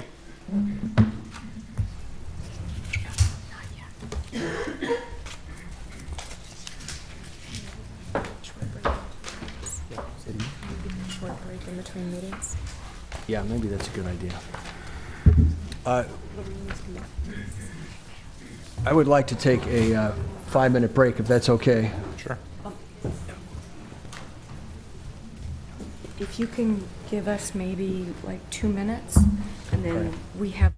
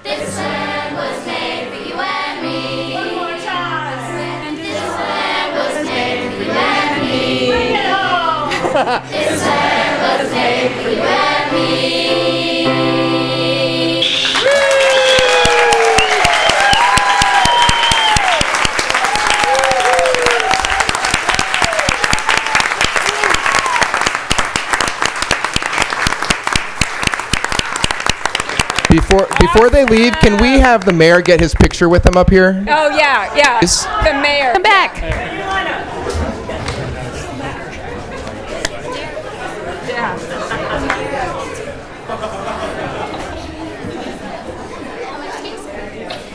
Thank you guys so much.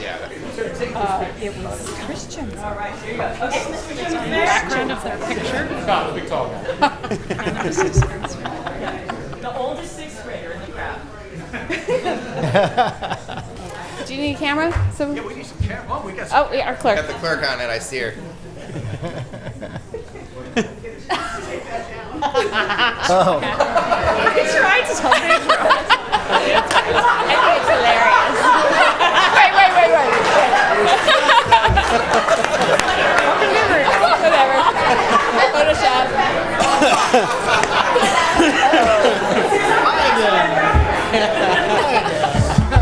Big day, kids. Yeah. Yeah, that's true. That's true. Got a real smile out of them.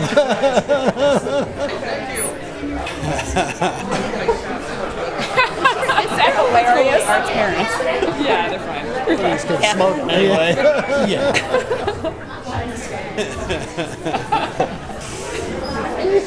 I just realized how bad we were at singing. You guys are so much better than us. Thank you. You're so bad. Thank you. I wrote down adult energy. Want to do the oath? You said that. You're in charge. You want to do it? We'll do it. Last time, sir. If you want to do it, this is it. We have one more thing to do. We have to do our oath.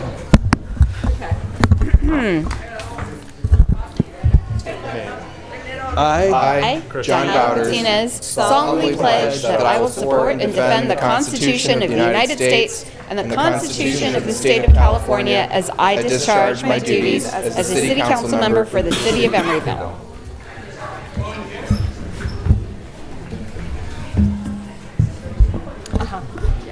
Council members, thank you for that indulgence.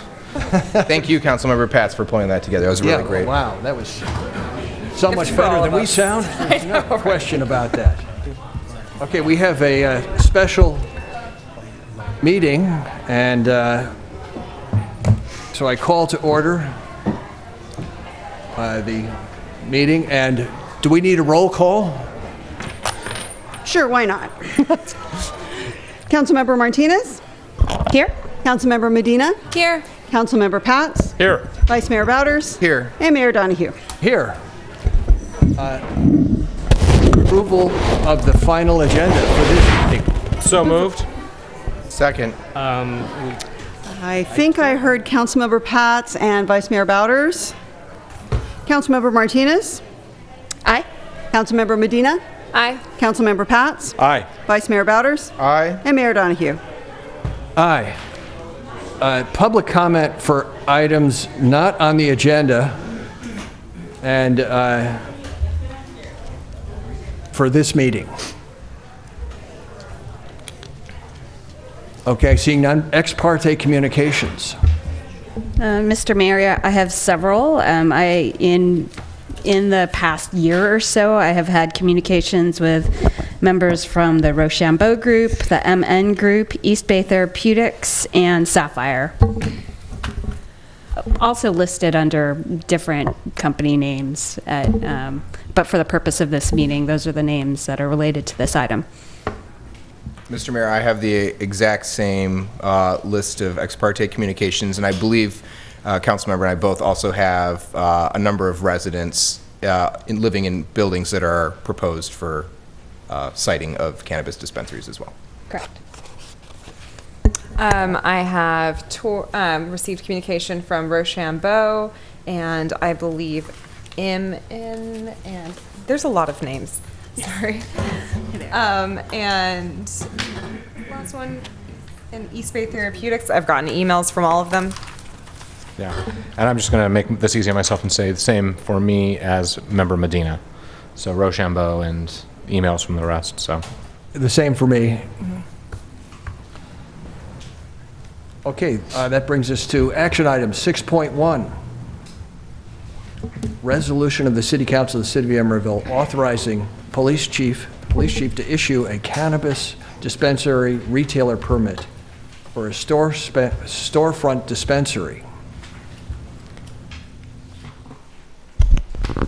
Good evening, Mayor, members of City Council, Chadwick Smalley, Economic Development and Housing Manager. What happened to my presentation? So bear with me while we load this up.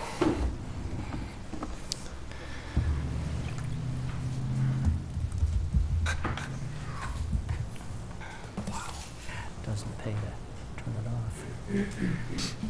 All right. All right, good evening. Tonight, yes, as you mentioned, this is the culmination of a request for proposals or request for qualifications process to issue a permit, operator's permit, for a retail storefront dispensary operator of cannabis in the city of Emeryville. So, by way of this presentation is just going to go briefly, mindful of where we're at in the schedule tonight, and we've got things to get to. We're going to go briefly through the background, the process that the RFQ entailed, and a high-level overview of the submittals, and then we'll close with the recommendation. So, on April 4th, two ordinances were adopted that relate to cannabis operations. One related to land use and amended the planning regulations, requiring all cannabis-related businesses to get a conditional use permit, and it set forth zones in the city where non-storefront type operations can be permitted, and also set buffer zones for retail storefront operations. At the same time, Ordinance 17003 was adopted that amended our cannabis section of the municipal code to require an operator's permit to be issued by the police department pursuant to regulations to be adopted at a later date. On September 5th, those regulations were adopted, and those regulations state that all the non-storefront operations obtain their operator's permit from the police department and set out the process and the requirements for that permit. And with that, storefront retail operations were to be deemed qualified to obtain their operator's permit by this city council after a competitive process, which is an RFQ, request for qualifications, then obtain their conditional use permit. The RFQ itself was then reviewed and approved by the city council after comment in resolution 17136. So with that, that same resolution set forth, and the request for qualification set forth a set of 4 goals. One relating to the attributes of the business, indicating we wanted a dispensary with a regional customer base with on-site consumption services at the site. That the retailer could be either medical or recreational cannabis or both. And it focused on community benefits that are ongoing, flexible, and quantifiable, that serve the needs of the city as determined by the city council. Finally, a goal which we term good neighbor is to engage and enhance the community and respect neighbors. So we issued the RFQ that was approved by the city council on September 6, 2017. Excuse me. And we held a mandatory pre-submittal meeting on September 25th. 11 distinct firms were represented at the pre-submittal meeting. Their submittals were due October 6, 2017. The selection panel interviews were held on October 20th, 2017, and finalists were notified of their status on November 3rd. The selection panel was comprised of representatives from the police department, the city attorney's office, and economic development and housing. We had 7 submittals received by the deadline, and in order to get more detail and to help illuminate the proposals we received as we reviewed them, the selection panel issued written supplemental questions to all of the applicants on October 16th, and those responses were due prior to the interviews. The selection panel interviewed all 7 applicants And the scores that are represented and shown in the staff report are the selection panel consensus scores. In other words, we didn't individually score and then add those together and divide. We scored them as a group.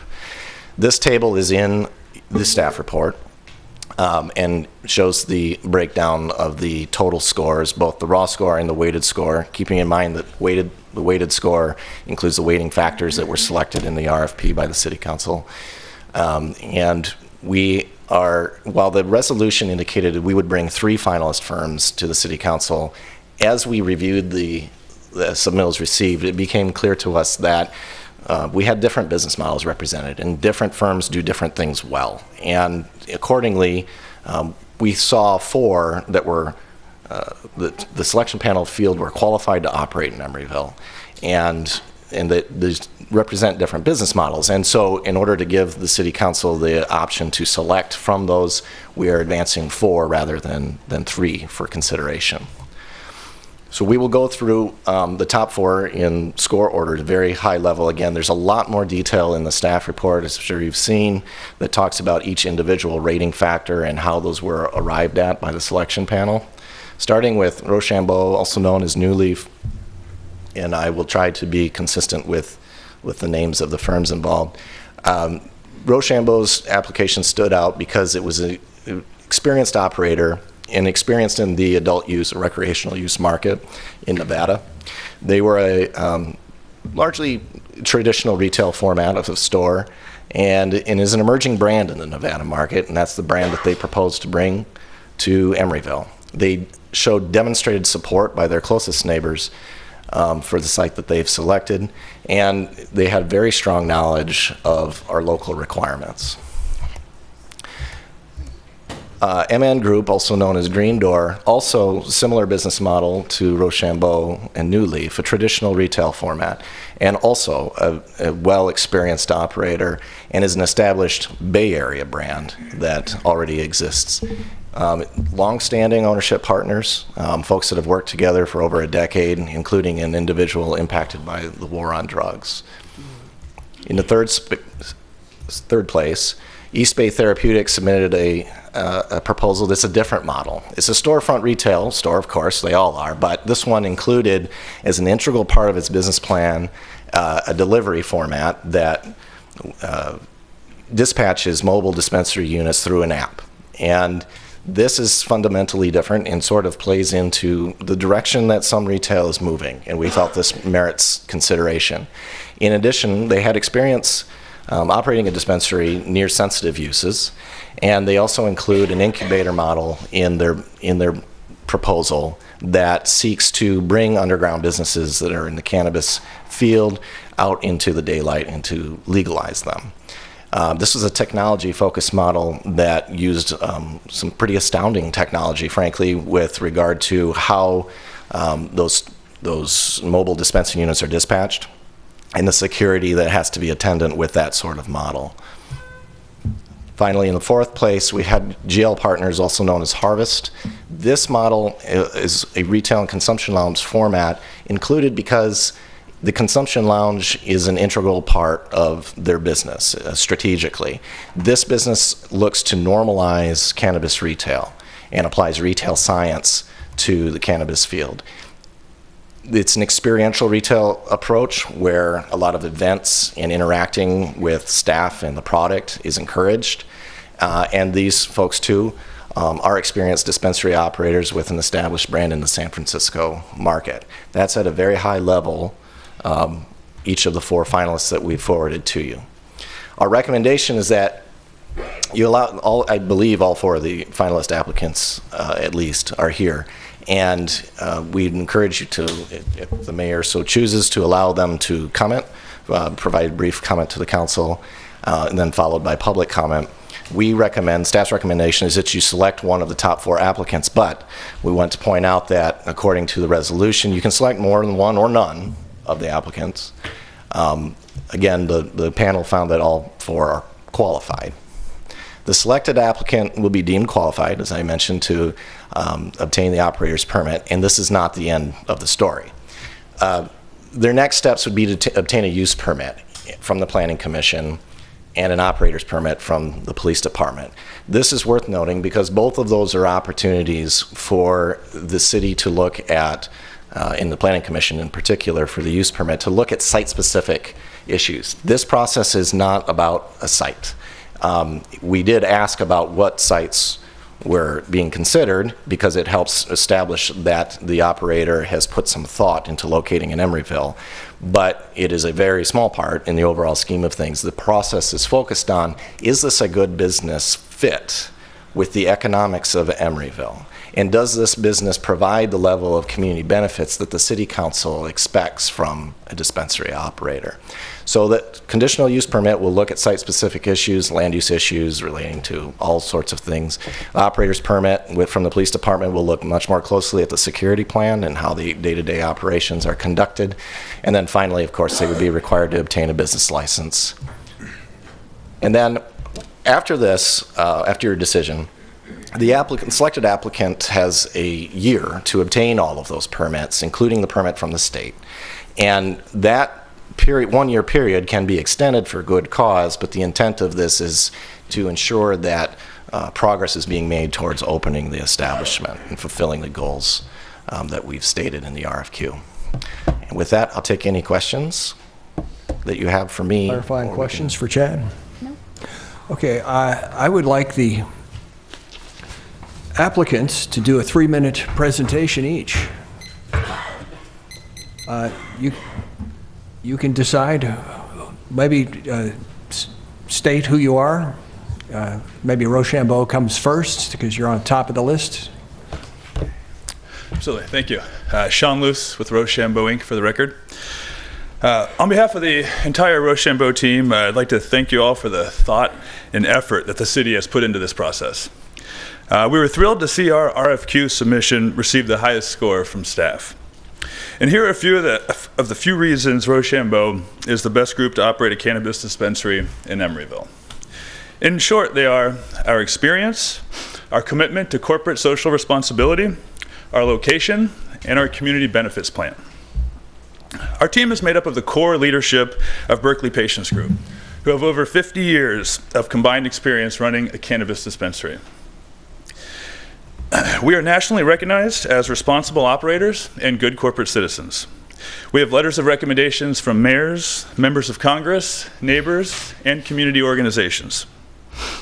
We also have real-world experience with the type of operations the city is seeking to license. We operated a consumption lounge in Berkeley for 12 years, and we are the only applicants who have actually operated adult use stores. We have 2 successful high-volume stores, dually licensed, I should add, medical and adult use in Nevada. Now, corporate social responsibility is embedded in our DNA. The qualifications sought by the City Council, with an emphasis on public benefits and helping victims of the war on drugs, completely aligns with our ethos. We are very proud to say that this business model was pioneered by BPG, and we are thrilled to see you address these very important issues. We've included our references and testimonials in tonight's packet to back up these statements. Our proposed site is on the heavily trafficked corridor San Pablo corridor at the 40th Street intersection.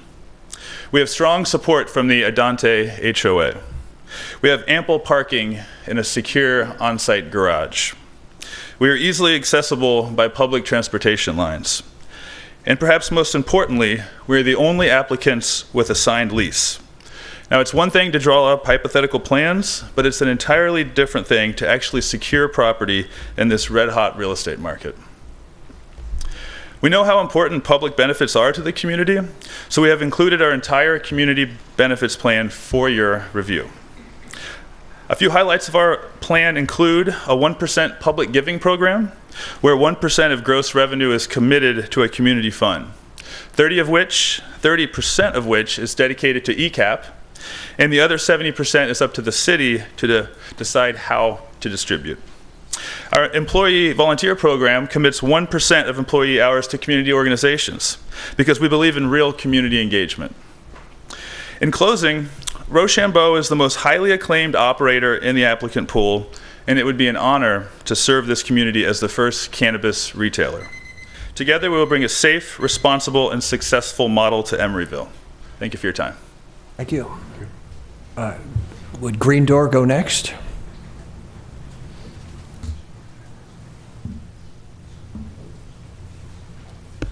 Good evening.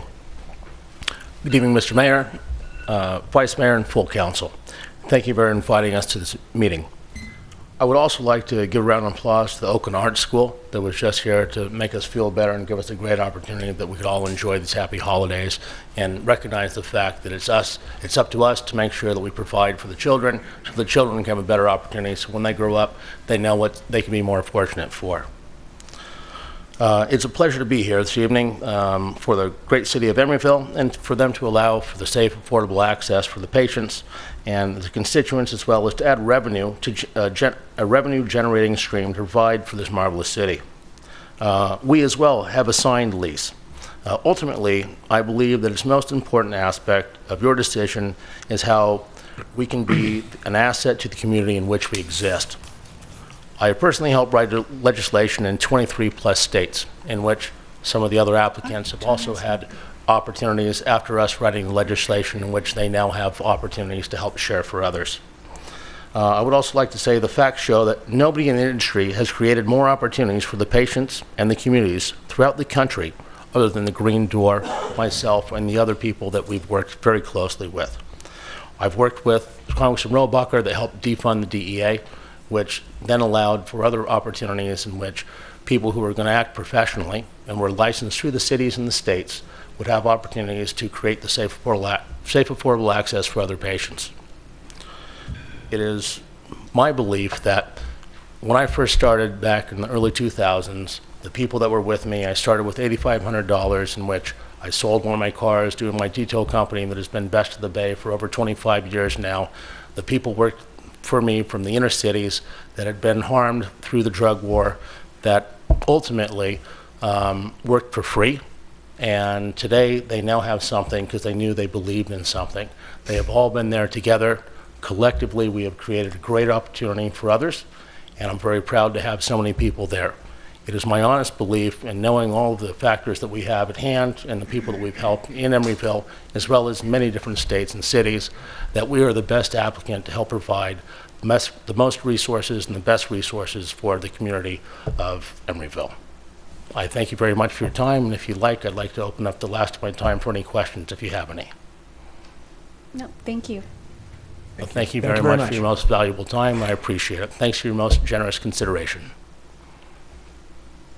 The therapeutics group, would you?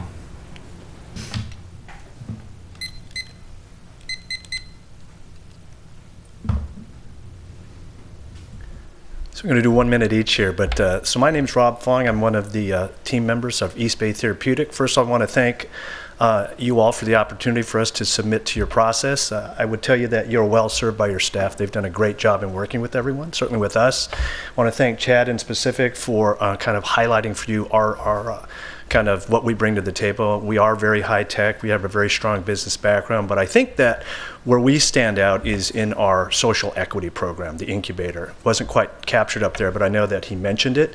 And if social equity is going to be one of the hallmarks of your industry, we would ask that you would strongly consider expanding the opportunities around the licenses beyond one and include East Bay Therapeutic. We think we're very strong on the social equity, and I think that if you include that in your first rollout, it makes a strong statement to your public that social equity is one of your priorities. I'm going to introduce now Ron Leggett, who's our boots on the ground social equity partner. Then after that, you'll hear from Kimberly Cargile, who is our dispensary operator.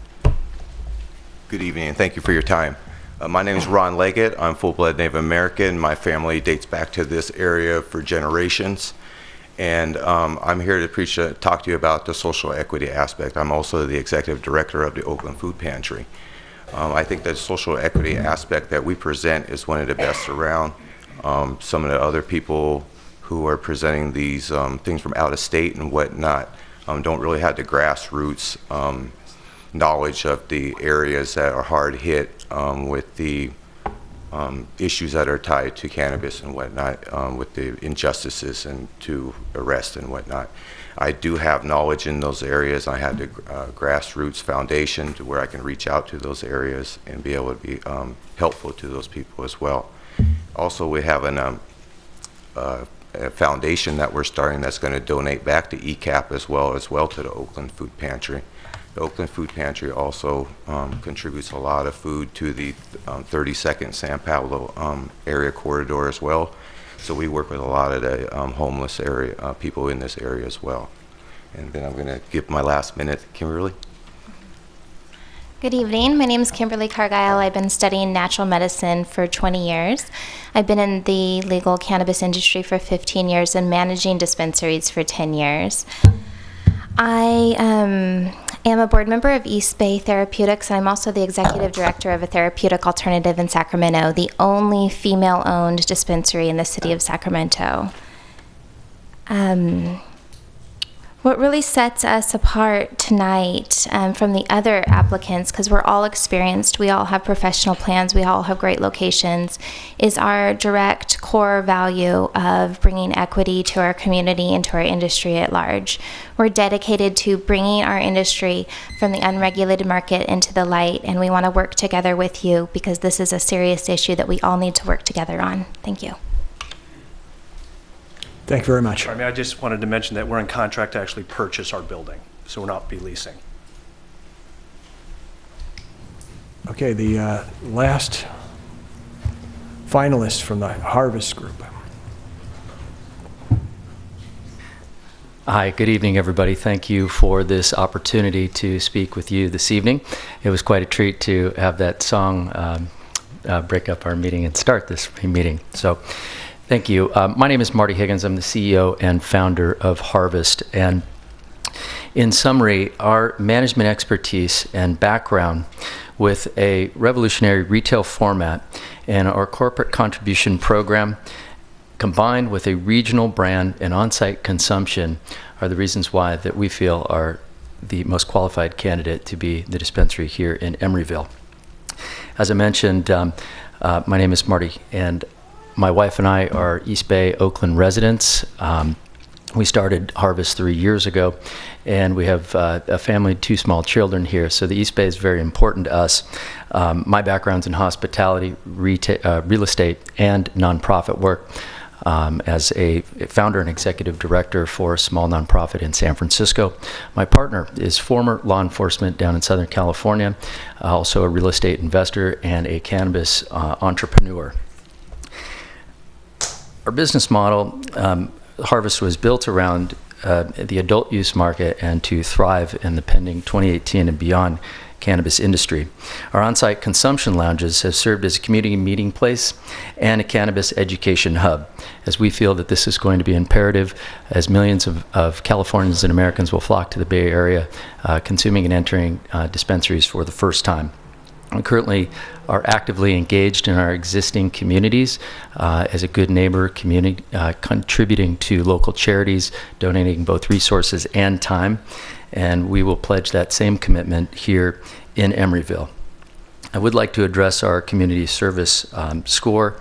Initially, we had proposed a plan to provide a turnkey solution of benefits to the city's small, high-impact organizations. We regret that we didn't articulate our commitment to working with the city's grant program and follow its instructions as was our intention. And we aim to act as a great community partner with the city and have them direct us in distributing those funds. We are currently looking for a couple of locations that we've identified. We're seeking a rather large property that we envision as a cannabis superstore, a community meeting place, and as well as an incubator space, an office space for small emerging cannabis businesses, and those that are also seeking space in a very real estate constrained market, making that Harvest location both not only just retail on-site consumption, but also moving our corporate offices to Emeryville from Oakland and being ingrained in this community.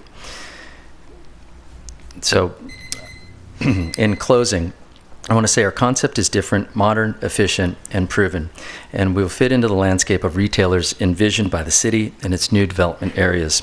We're the future of cannabis, and we want to be partners with Emeryville to create the model that benefits the community and city.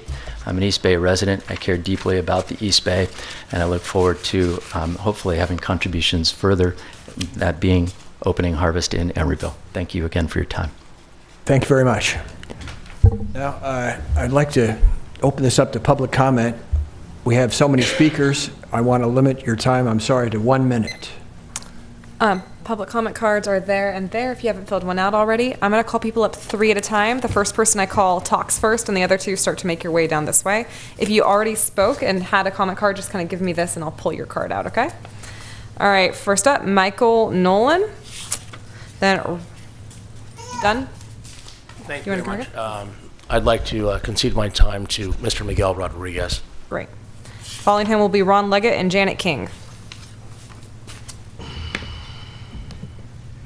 Hello, everyone. I'm up here to give my testimony on what the Green Door and Mike Nolan have done for myself.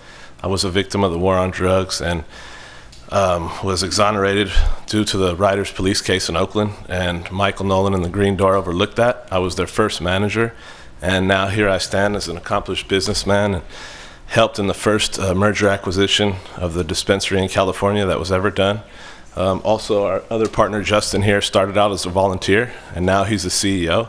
So not only is Michael committed to being a part of the community, but he also really acts on what he does, and he did these things before the equity program ever existed or anybody thought. And I'm here as a true pioneer of what that equity program is and was, and I'm 15 years in the industry now, and I really understand what it takes to pull someone from a hard time in a hard place and show them that you can be an accomplished businessman if you just focus and get together with a good group. So, thank you. Ron Leggett. Good evening. I'm going to concede my 1 minute to Janet King. Okay. Janet gets 2 minutes then. Thank you, commissioners. Thank you for letting me speak in front of you. Also want to say thank you to the Ohlone people. We're on Ohlone land, and I just thought it was in part of the song that we heard earlier that I just want to acknowledge whose land that I'm on. I work at the Native American Health Center in Oakland, and I'm involved with the project, a California initiative called Reducing Disparities, California Reducing Disparities Project. It's operated out of the Office of Health Equity, out of the California Department of Public Health. And the purpose of this project is to eliminate disparities, especially in communities who have been marginalized, who've been historically undermined by systems that are set up for their exclusion. So I've been involved with this project for a very long time, and I can say I'm able to recognize the elements that are needed to really bring true transformation, so there's real inclusion and positive social impact on all of California's citizenry. And I can say that all of those elements are in East Bay Therapeutics. They have multiple diverse, complementary competencies, and I feel that they should be considered to have a permit to operate in Emeryville. Thank you. Thank you. A note to please write legibly your name for me. Chipak Patel, David Kaufman, and Kimberly Cargile are the next 3.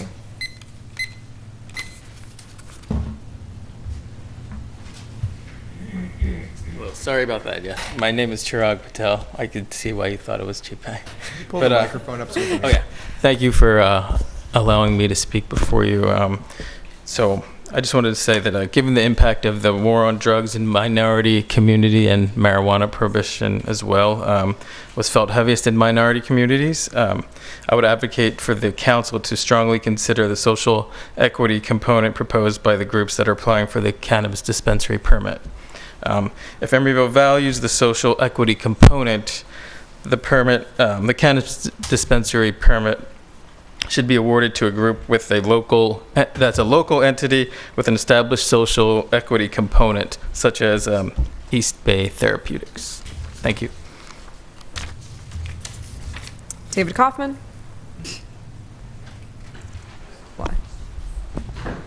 Hello.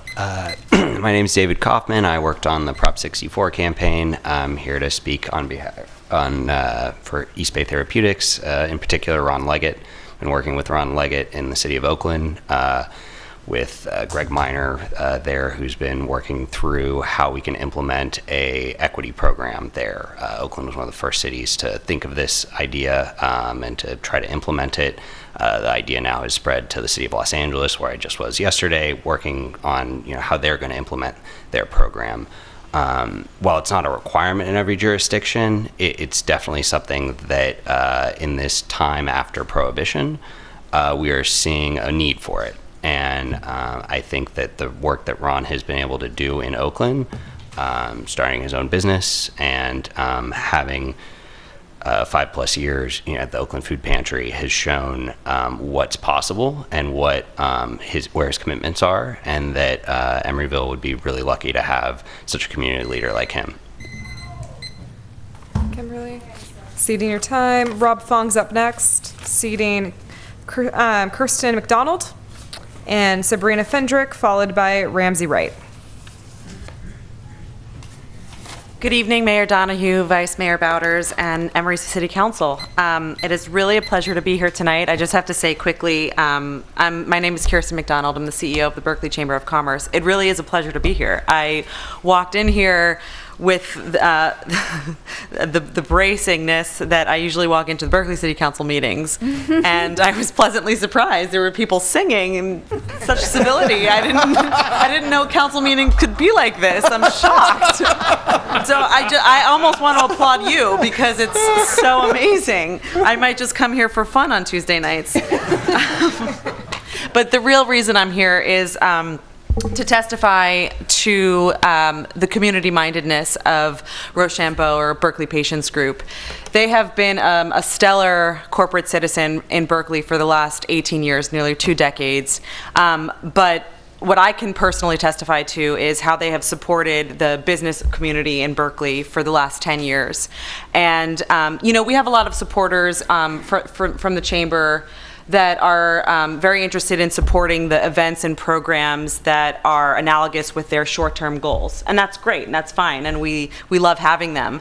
But I felt strongly that I wanted to come here and state for the record that Berkeley Patients Group truly invests in their cities that they're located in because they have long-term goals for that city.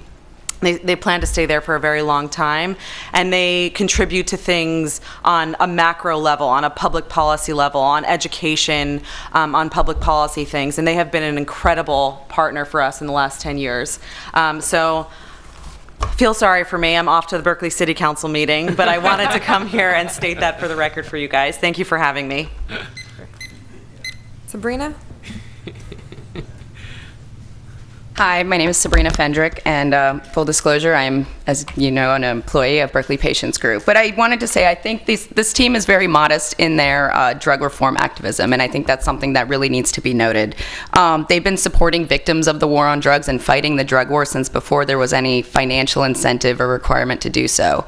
Berkeley Patients Group was started by drug reform activist CAN, and they've founded Americans for Safe Access, which was a medical cannabis law reform organization and patient advocacy group back in 2002, and have also been major donors to the Drug Policy Alliance and to Students for Sensible Drug Policy, which Sean Luce was an active member in college, as well as the National Organization for the Reform of Marijuana Laws, which is where I used to work for 7 years. And the only reason I chose to come to Berkeley Patients Group was because of their belief in drug reform advocacy and supporting victims of the war on drugs. Otherwise, I would have probably gotten out of the cannabis industry altogether because I didn't like what I saw going that direction. So thank you. Ramsey. Council members and Mayor. I'm Ramsey Wright. I live at 3801 San Pablo Avenue, Emeryville. You guys already know that. I'm a Uptown Business Improvement District member for the City of Oakland, and I'm also a commercial real estate retail broker that focuses on retail work in this area.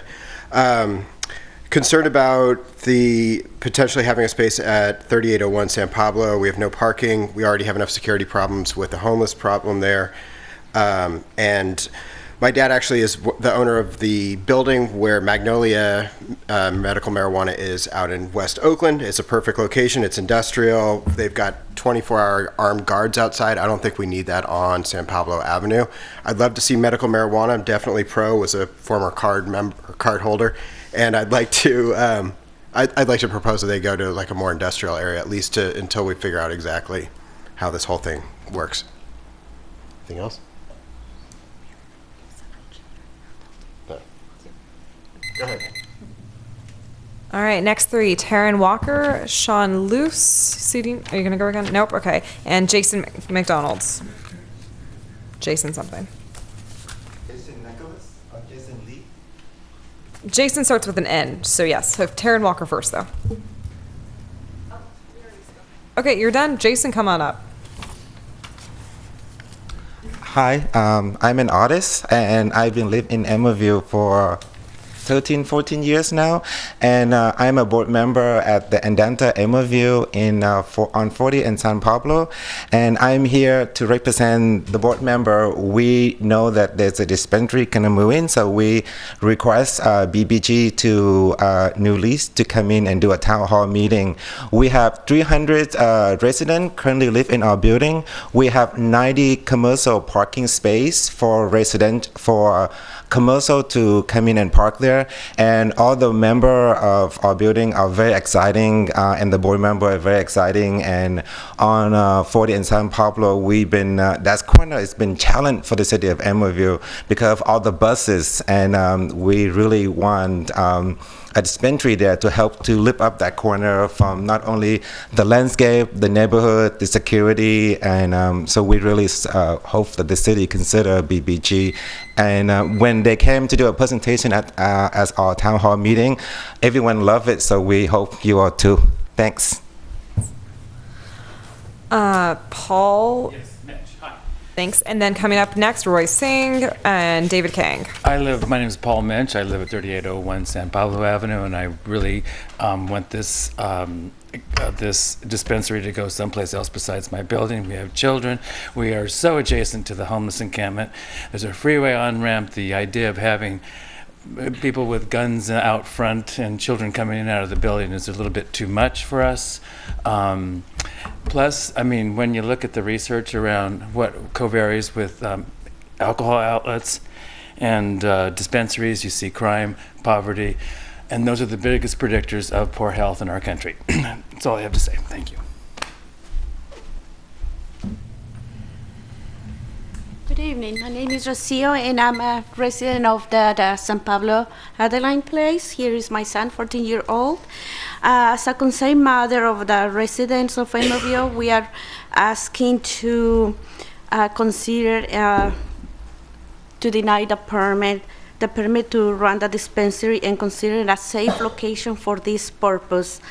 That corner of San Pablo and West MacArthur is a very tiny space, no parking. We have many students are using the sidewalk to in and out. My son has a group to study in a just tiny patio in there. There is no place for enter. There is no parking available, and I think consider that it is a very strongly that we encourage not to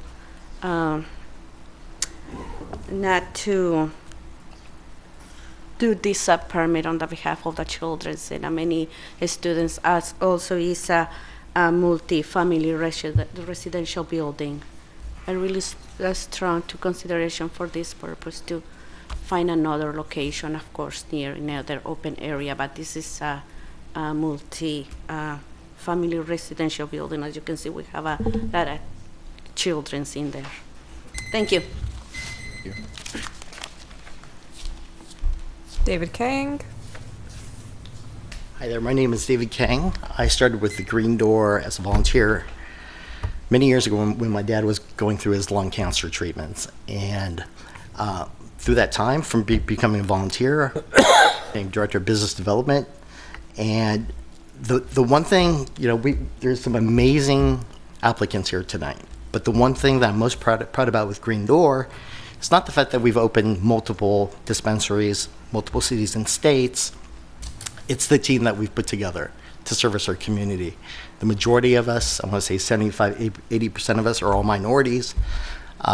We give back extensively to our community. We do important things that people may not think outside the box, like a gun buyback program. We were the first one to do one in San Francisco. Work closely with our community, and I'm just so proud to just be a part of Green Door. I'm hoping that we are your applicant for Emeryville. Thank you. Next three are Mamie Wong, John Sedgwick, and Justin Jarin. Good evening. So I have a unit at Line Place, and I myself used to be a medical marijuana user with a chronic health condition. I'm also a public servant, work as a government civil servant. And I think that there's a lot of things at hand to consider in regards to public safety, providing services to the community, and safety. And my concern is safety. I think that the building where it's located is in a high volume, high traffic area in a lot of ways, in the sense that there's a thoroughfare that goes right to the interstate. There's a homeless encampment that's been mentioned by other residents in the building. There's no parking. There's lots of children that live there. And also, if a dispensary were to open up in our building, we would lose our insurance. We cannot find another company to insure us because of the type of business that comes into the building. And I think that the applicants that have requested to open up a retail space in our building, I think that those facts should be considered. Thank you very much. Thank you. Hello, I am John Sedgwick. I also live at 3801 San Pablo Avenue. I'm on the board of directors for our homeowners association. We understand that this process now is just looking at a specific operator and not the conditional use permit for our building. We are kind of we've heard from many sources that our building will seem to be a prime location, and we're kind of wondering what kind of criteria was used. Also, to follow up on maybe Wong's comment about insurance, we did consult with our hazard insurance carrier, and they will drop our policy in a hot minute if a dispensary were to come into our building. I realize kind of the location topic is kind of for later consideration, but thank you. Thank you. Thank you. Hello, my name is Justin Jarin. I'm part of the Green Door Group. I started with the Green Door in 2003 as a volunteer security guard. 15 years later, I am the CEO. We've opened up multiple businesses. Started with 4 employees. We now hire over 60 people, and we plan on hiring in Emeryville. As far as our community, what we do for our community, we do so much. We sponsor many local cannabis organizations such as ASA, MMP, Brownie Mary. We give them our space to hold their meetings. We also work with the community youth as far as, I'm sorry, I'm blanking on their name, but we do the gun buyback program where we've taken over 400 guns off the streets in San Francisco in the past 4 years. So the next one's coming up December 12th, and we're a big sponsor of that. Also, we're a good neighbor. Half of our neighbors don't even know we're there. We're quiet. We bring a security and a crime-free neighborhood. We actually reduce crime in our neighborhood. Car break-ins, homelessness, those things are deterred by having security and a more active building with people coming in and out of it. So I think that you guys should consider that we were going to bring security to the neighborhood. I think that's it. Thank you for your time. Thank you. Any further public comments? Mr. Carpio.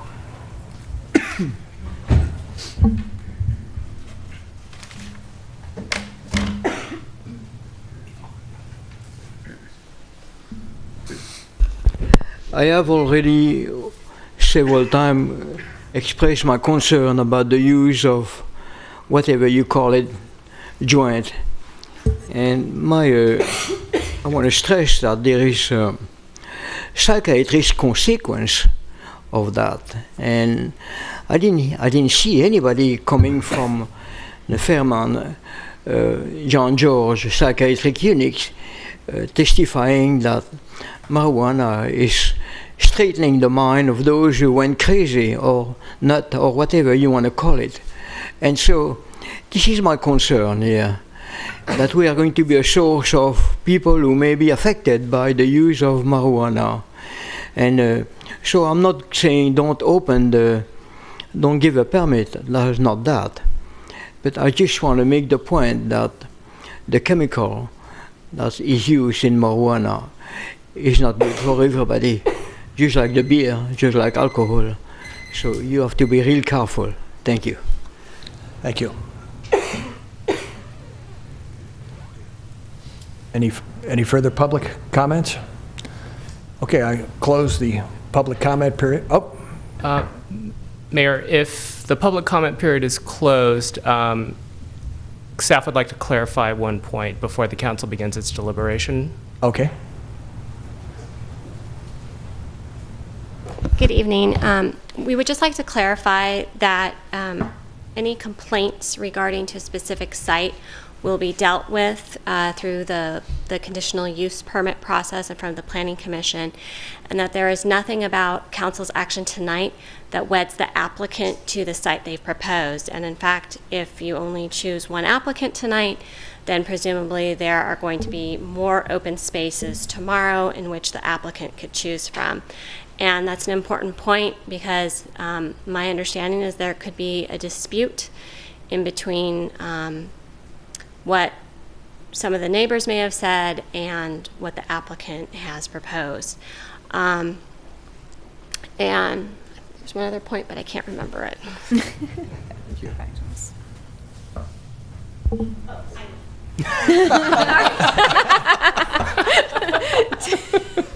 Tonight. We're not Berkeley, go for it. Tonight's action is really about the business itself, not the location. Okay, thank you. So, Mr. Mayor, I want to thank everyone in the whole city for entertaining this notion that we could bring cannabis business into Emeryville. We're just joining many states in the nation in bringing recreational adult use cannabis and normalizing that here in California starting in January. I think this is going to be a net positive for our community, and I was so pleased to see so many well-qualified applicants. I think that we would not make a bad choice with any of the recommended applicants that staff so thoroughly vetted, and I want to give a shout out especially to Andrea and Chad for becoming cannabis experts unwillingly, perhaps. and I want to give my deep gratitude to the applicants because I know it wasn't an easy process. It was lengthy. There were hurdles to jump through. There was a lot of thought that needed to be put into what we were asking.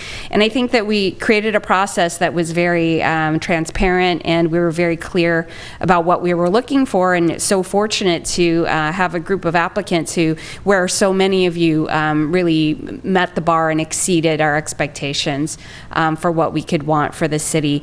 I want to speak to the community's concerns about public safety, and that's something that we're very concerned about as well, and I want you to know that the PD was involved in this process as well. Thank you to Chief Tejada for sitting through this process and vetting the applicants as well. And I want to assure you that public safety will continue to be a concern and something that will be considered. And one thing that I have noted from touring cannabis facilities all over the Bay Area is that one of the public speakers mentioned it, but what I've seen is that crime is reduced in those neighborhoods where dispensaries are allowed to be, which is not to say we shouldn't be sensitive to the residents of each individual building. I think we should.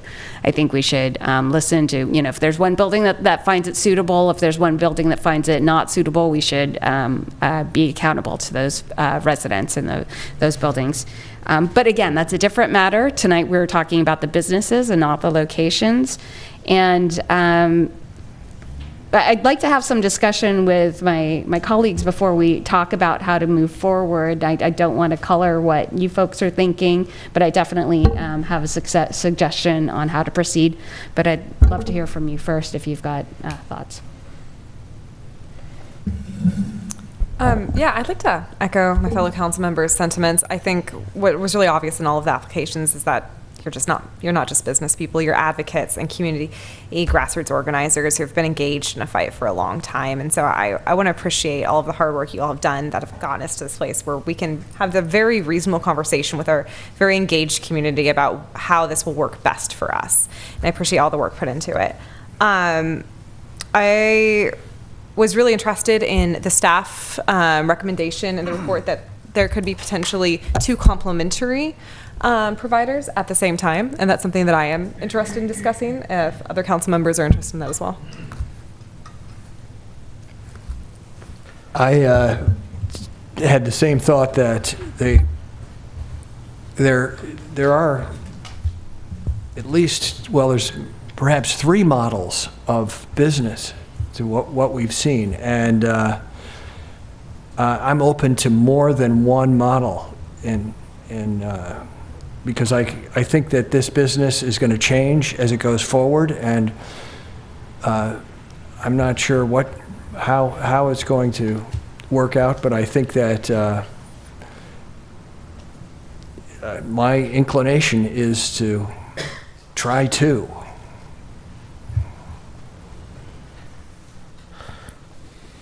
So I want to echo what Councilmember Martinez said. I want to begin by thanking Andrea and Chad in particular. You spent a lot of time on this process, and it shows. So I'm very grateful to you and the rest of staff who worked on this. I'm grateful to the applicants who turned out tonight and who engaged all of us through the process. I learned a lot. I want to especially thank Councilmember Martinez, who I caucused with on this matter. Your leadership on this has really brought us to such an appropriate point where we are today. So I'm grateful to you for that, and then also the residents who came out tonight and who have engaged us throughout this process, because this should be a community decision, and that decision involves you. Just a few small notes from me, and then I'm interested in the same conversation that Councilmember Martinez invited. One is just as a reminder that the Budget Committee, I'm the tax man, the Budget Committee is, doing an analysis of a potential future cannabis tax, and I just want to reassure the public, but all those who are here tonight pining to get a permit, that the City of Emeryville is polling residents, and we do intend, if you hear about polling questions that sound like large numbers, we just want to reassure you that we are looking for a very modest tax to allow this to be a viable industry here in the city. So I just want to cut that off at the pass before people call me about why are you polling people and asking about 10%. We are not committed to any number in those polls. Second is community benefits. I took a particular interest in this piece of the application, and the council weighted it 3 times all the other questions for a reason. And so whoever is selected this evening, or whomever collectively may be selected, as this is an annually renewed permit, I'll be interested in seeing how closely you fulfill the promises you made in those, because the community needs to benefit from you operating here. And when we set out this process, we made it clear this was a community partnership and not simply a green light to just operate a business apart from the city. And so that will be a critical piece in the coming year when we reevaluate. And then lastly is actually the most important piece for me, which when we introduced the RFP discussion earlier this year, I gave a little bit of a sermon perhaps on the war on drugs and equity programs. And this for me personally remains the most important part of cannabis's legalization in California generally. People of color, low-income people who have been targeted by long-standing policies aimed at drug enforcement have long suffered from this, and I share the views of many of the people who commented tonight that one of the steps forward is to make amends for that. The City Council did previously greenlight a second RFP at a near future time for a RFP that would focus more concentratedly on social equity, and in particular the war on drugs. And so regardless of what the outcome is tonight, if we don't make multiple selections tonight, I just want to reassure folks that I am interested in making a match with that going forward as well. Those are my comments. So following that is challenging. I do want to say when we put out the RFP, I thought it was not in our best interest to limit it to one. I think we're at the start of a very long process for you. for entities. As I think about it, just tonight you saw from the community that opening up a door is not going to be very turnkey, and I appreciate the outreach that's happened. I want to thank the city for the hard work as well. They held a meeting for me alone, which I really appreciated, and so I was late, so I want to give a special thank you to all three of you. But I do think there's a lot of hurdles left to go, and limiting ourselves to one horse in this race could be a challenge, because even with the best intentions and the best rated plans, success is not guaranteed with all the things that can happen with the state, with location.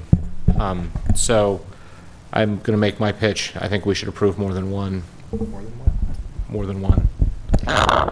So, and then I'm really, because you've been way out ahead of this, Member Martinez, I know this is a particular passion project for you, so I'm dying to hear what you have to say. So, my thought process going into this is that we've got 4 very qualified applicants, and thank you again.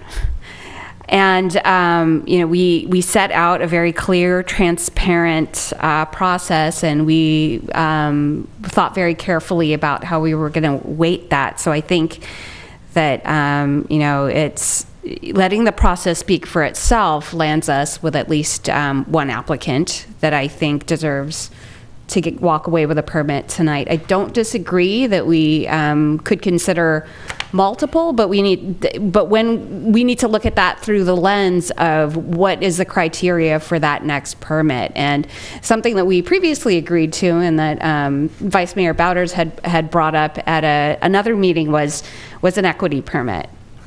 And we could talk about the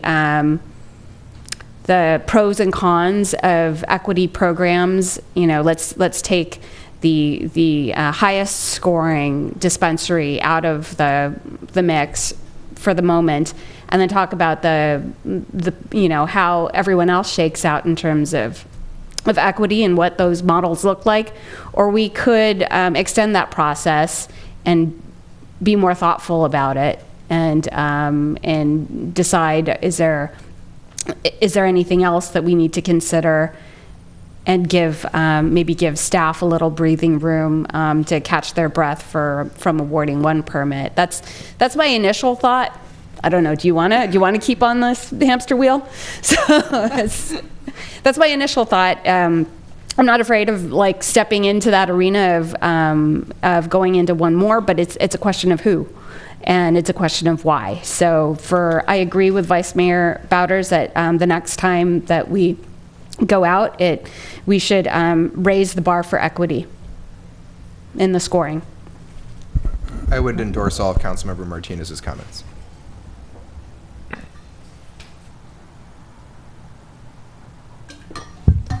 So we could talk about it tonight, or we could bring it back. Well, I'm ready to endorse 2 people right now. Okay. 2 groups. I think for our city, these 2 very different models would be a way to start, and and we would see what would happen. I think the Rochambeau group would be a good match for us. And I think the therapeutics group, very different. I can see that their equity model and employment model is very good. And I think that their economic model looks likely to succeed in the long run. And so between the 2 of those, I think we would be well served going forward.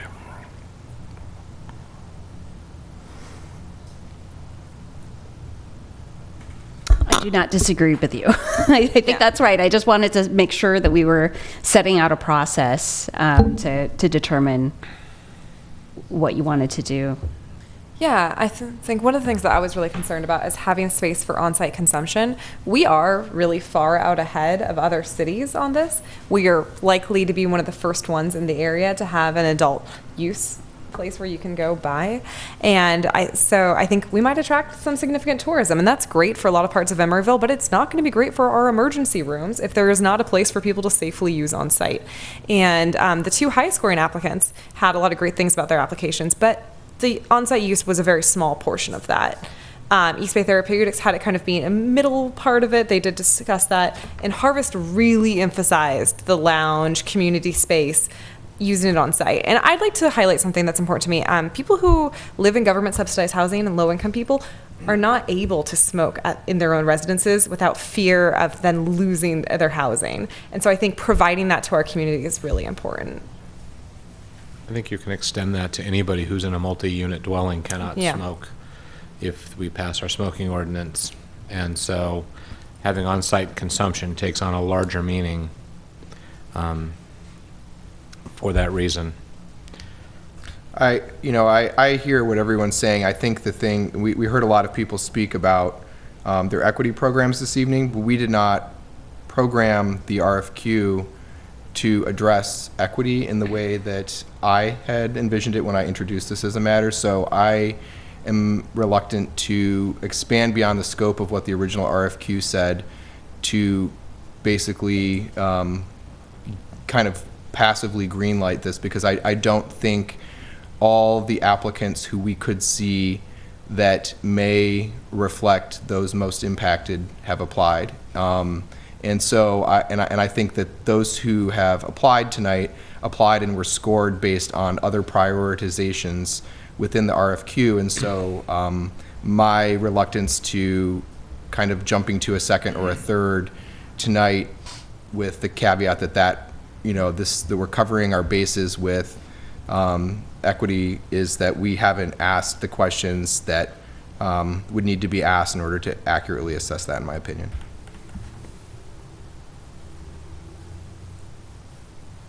That's fair and valid. I do think so. I think bringing up the smoking ordinance in multifamily residences after we had already created this RFQ kind of threw a bit of a wrench in it for me in terms of the on-site lounge consumption, which when we were talking about this originally, I think all of us kind of agreed was going to be really useful. And even now where we're seeing other cities are falling behind in this regulatory process, it's going to become even more imperative to have an on-site usage space if we are the only place people are traveling to go to use. And, Denver went through this and they had to change their ordinance to allow on-site consumption because they saw such a spike in emergency room calls. I just think it would be foolish to fall into the same trap that we've already seen other cities fall into. So I'd be interested in choosing, a high-scoring applicant. All of them are really good. I think we've gotten great feedback from staff that we have 4 excellent applicants. I would be interested in choosing another one that has a great lounge component to it. But I'm flexible in this, and we can always do a second RFQ process. But I'm also sensitive that we would be losing how far out we are ahead of everyone else in this. And the businesses have already gone through quite a lot.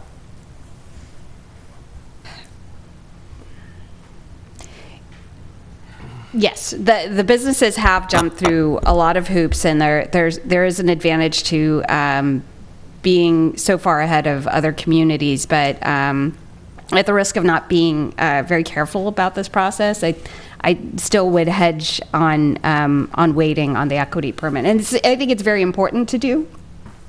But I think I agree with Vice Mayor Bowders that we don't necessarily have all the criteria that we need to evaluate the second permit on a dime. Okay. So with that, I would like to move that we award the permit to Rochambeau, move the resolution. I'll second the motion.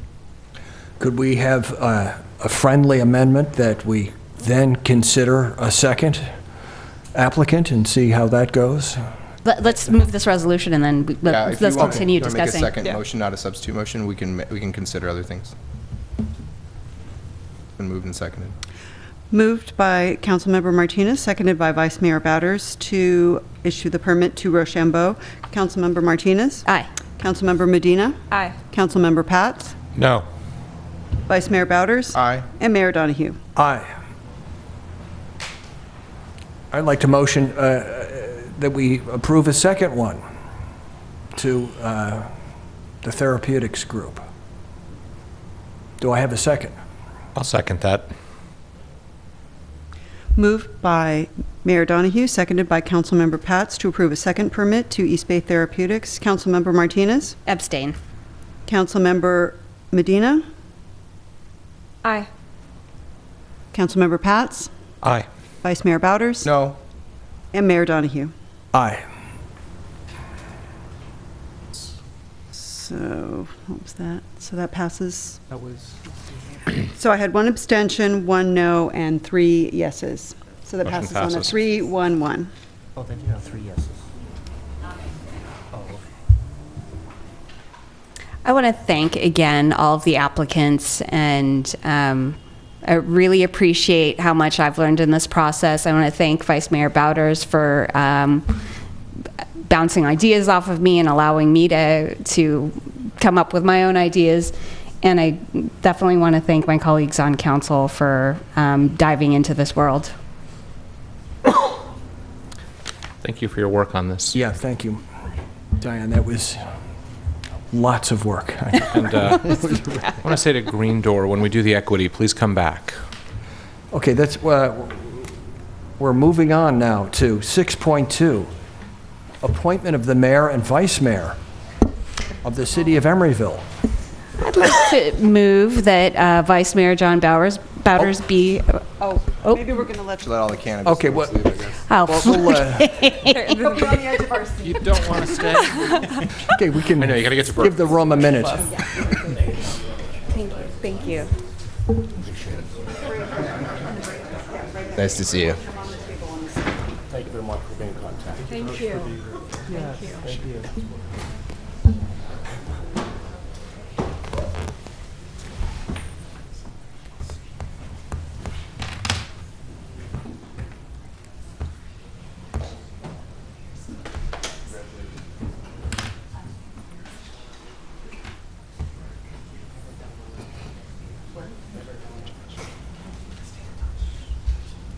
Okay, so now, let's move on with 6.2.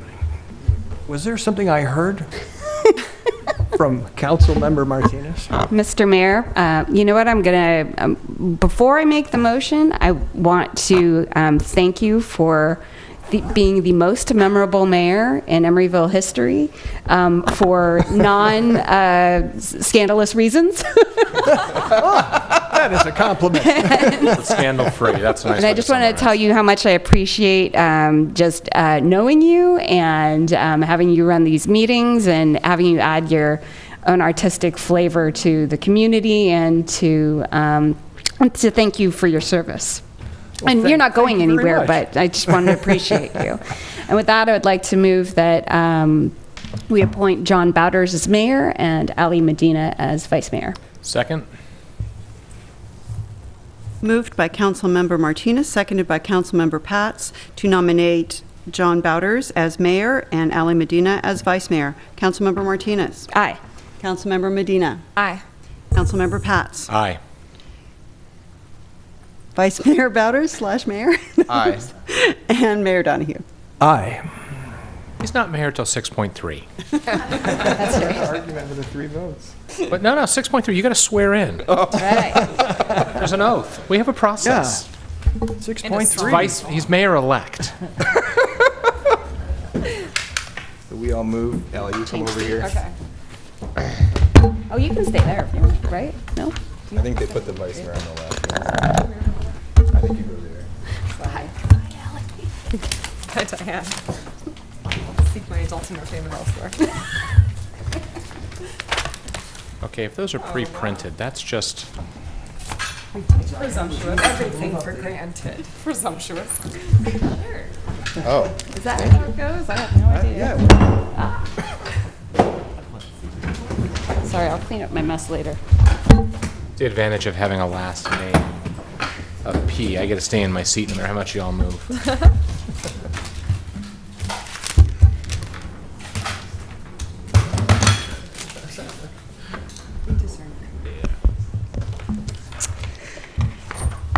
And if I could please ask for Mayor Bowders and Vice Mayor Medina to stand and raise your right hand, and I'll swear you in.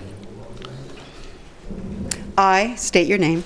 I, John Bowders, Do solemnly swear or affirm do solemnly affirm that I will support and defend that I will support and defend the Constitution of the United States the Constitution of the United States and the Constitution of the State of California and the Constitution of the State of California, against all enemies, foreign and domestic, against all enemies, foreign and domestic, that I will bear true faith and allegiance that I will bear true faith and allegiance to the Constitution of the United States to the Constitution of the United States and the Constitution of the State of California, and the Constitution of the State of California, and that I take this obligation freely and that I take this obligation freely without any mental reservation or purpose of evasion, without any mental reservation or purpose of evasion, and that I will well and faithfully and that I will well and faithfully discharge the duties upon which I am about to enter as the mayor and vice mayor of the city of Emeryville. As the mayor vice of the city of Emeryville. Thank you. And if I could get you to sign.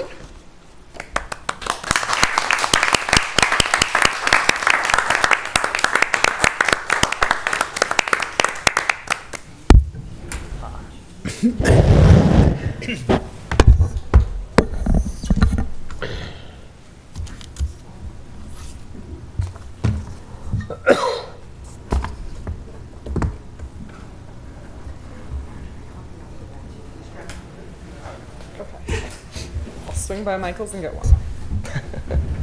And before everyone leaves, we will have refreshments out in the bridge area immediately following adjournment. Thank you. So, I just want to take a moment, and also I want to thank Mayor Donahue for this past year and having served alongside you as the vice mayor. We've talked many times this past year, and I think the entire city is grateful to you as a long-standing resident of the city and artist in our community. You are more than our mayor. You are a representation of who we are as a city, and so I'm grateful to you for all your leadership. So thank you again. And with that, I have no speech planned because there is something called adjournment on the agenda, and that's the best time of day. So with that, this meeting is adjourned.